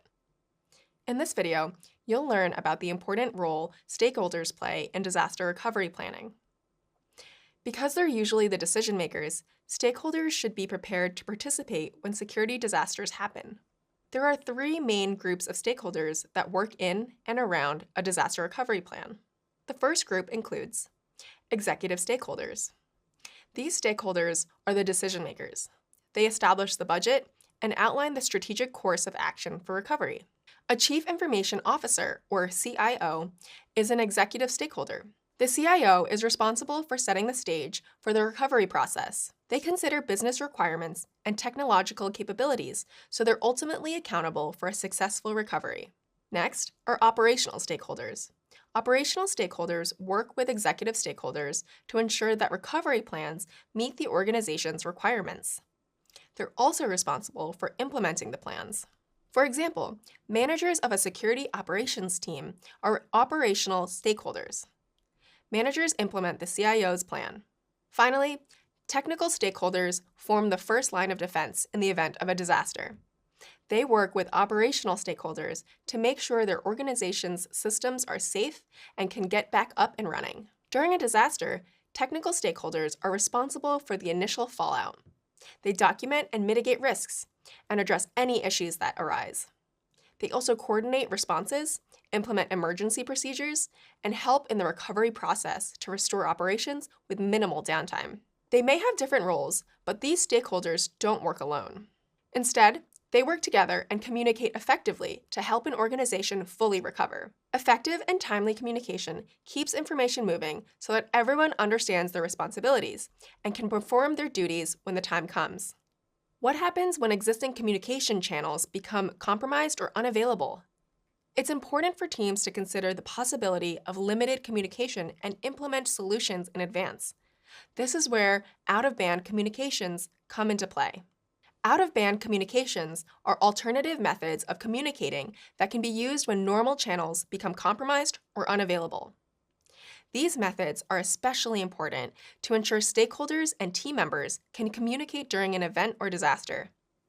In large organizations, it's common for teams to perform disaster recovery processes in isolation from other teams. Disasters can have wide-ranging impacts on an organization, so members from different departments, like legal or compliance, need to be aware of disaster recovery efforts.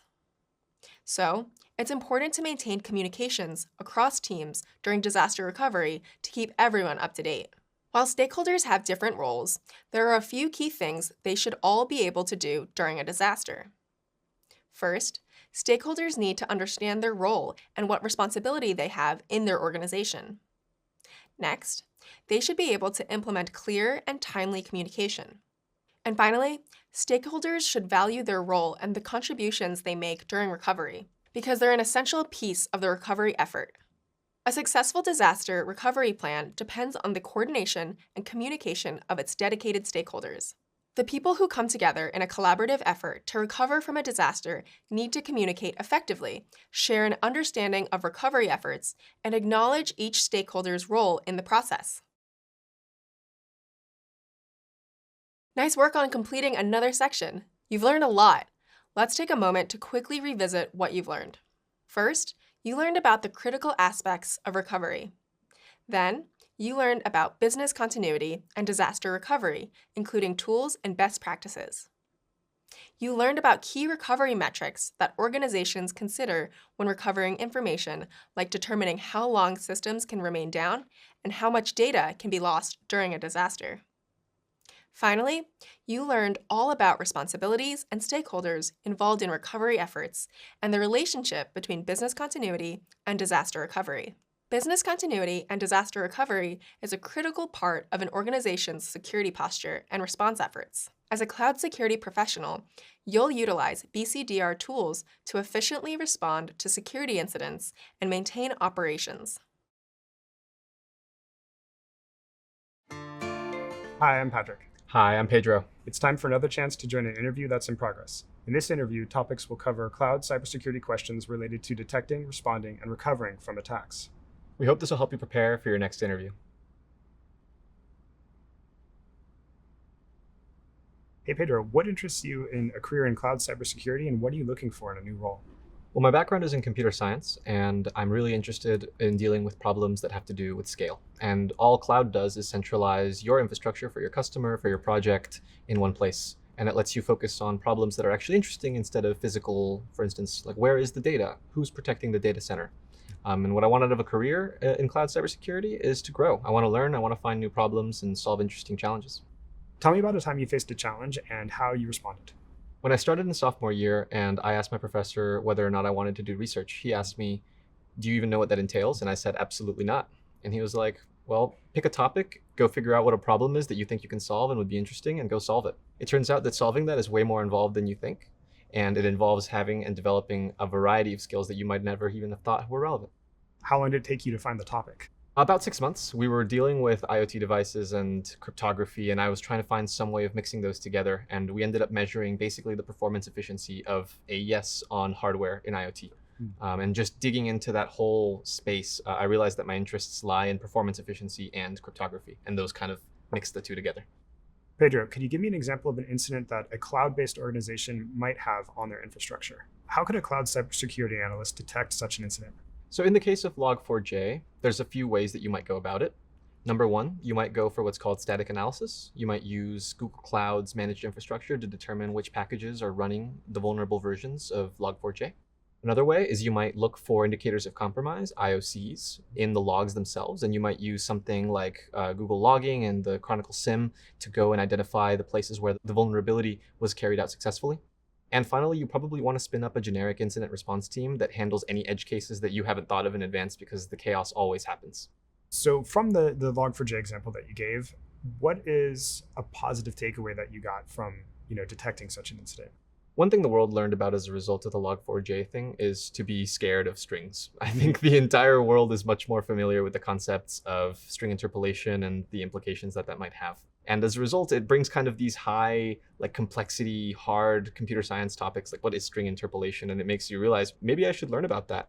Let's suppose you're going to use cloud data security controls to detect data storage related incidents. What are some examples of tools they would use, and what do they detect?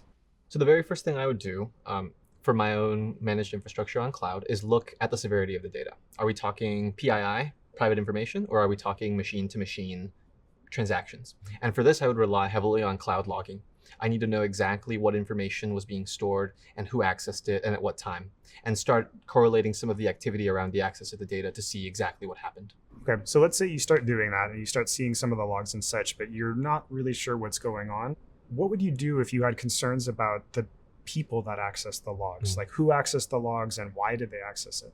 Yeah, no, this is a big problem, and it's actually solved, at least in part, by cloud, but this concept called audit logging. So you might have process logging that tells you what's happening on a system, which port is talking to which port, that kind of thing. But access logging is more like who touched the data, with what justification, was that a valid access, did someone else authenticate them on their behalf saying that they could perform such an action? And so we definitely, in addition to the analysis around what happened for the incident, would want to go and look at any data accesses, both during the incident and afterwards, right? We have to make sure that our responders are also following the rules. So imagine a scenario where you're responsible for writing an incident report. What are some critical pieces of information that must be included in the report? The report is super important, and it's very multifaceted too. So there's a part about the incident itself, right? How severe was it? What were the affected assets? What are the indicators of compromise? And ideally, you share those out broadly and contribute back to the community. So there's that kind of the incident itself and the outcomes and the learnings. But then there's also the organizational side, right? Where did we succeed? What were some misses? What are some opportunities for improvement? And it's always really important to include those two sections because you have to focus in on the fact that you are doing a good job and you are improving on catching these incidents. Pedro, thank you. That's the end of the interview. And now it's your turn to ask me any questions you might have. From your perspective, what keeps you up at night about information security?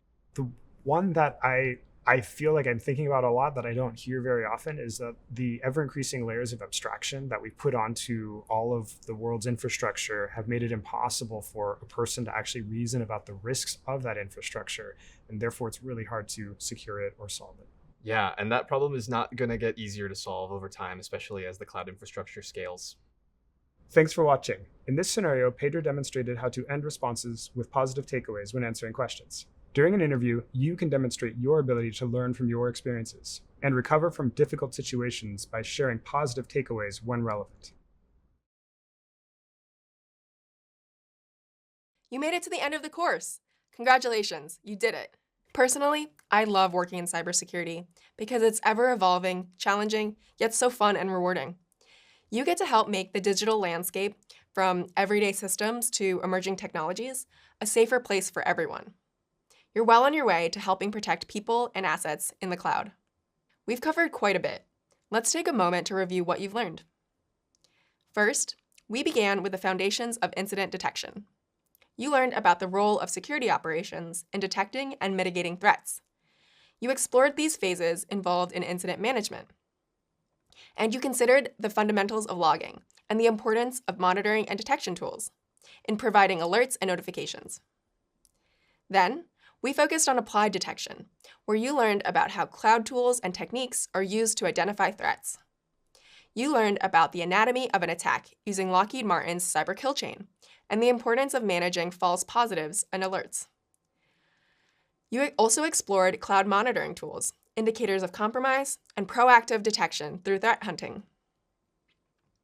Next, you learned all about the various processes involved in incident response, such as importance of evidence preservation, effective documentation, and optimizing response through automation. Finally, we ended with incident recovery, where you learned about how security teams recover from a security incident using business continuity and disaster recovery planning. You learned a lot about incident response in the cloud. Great job! As a cloud security analyst, you'll find yourself dealing with challenges related to incidents. You'll use what you learned in this course to better manage the incidents you encounter. Coming up, you'll apply all you've learned in the final course with the capstone project. Good luck!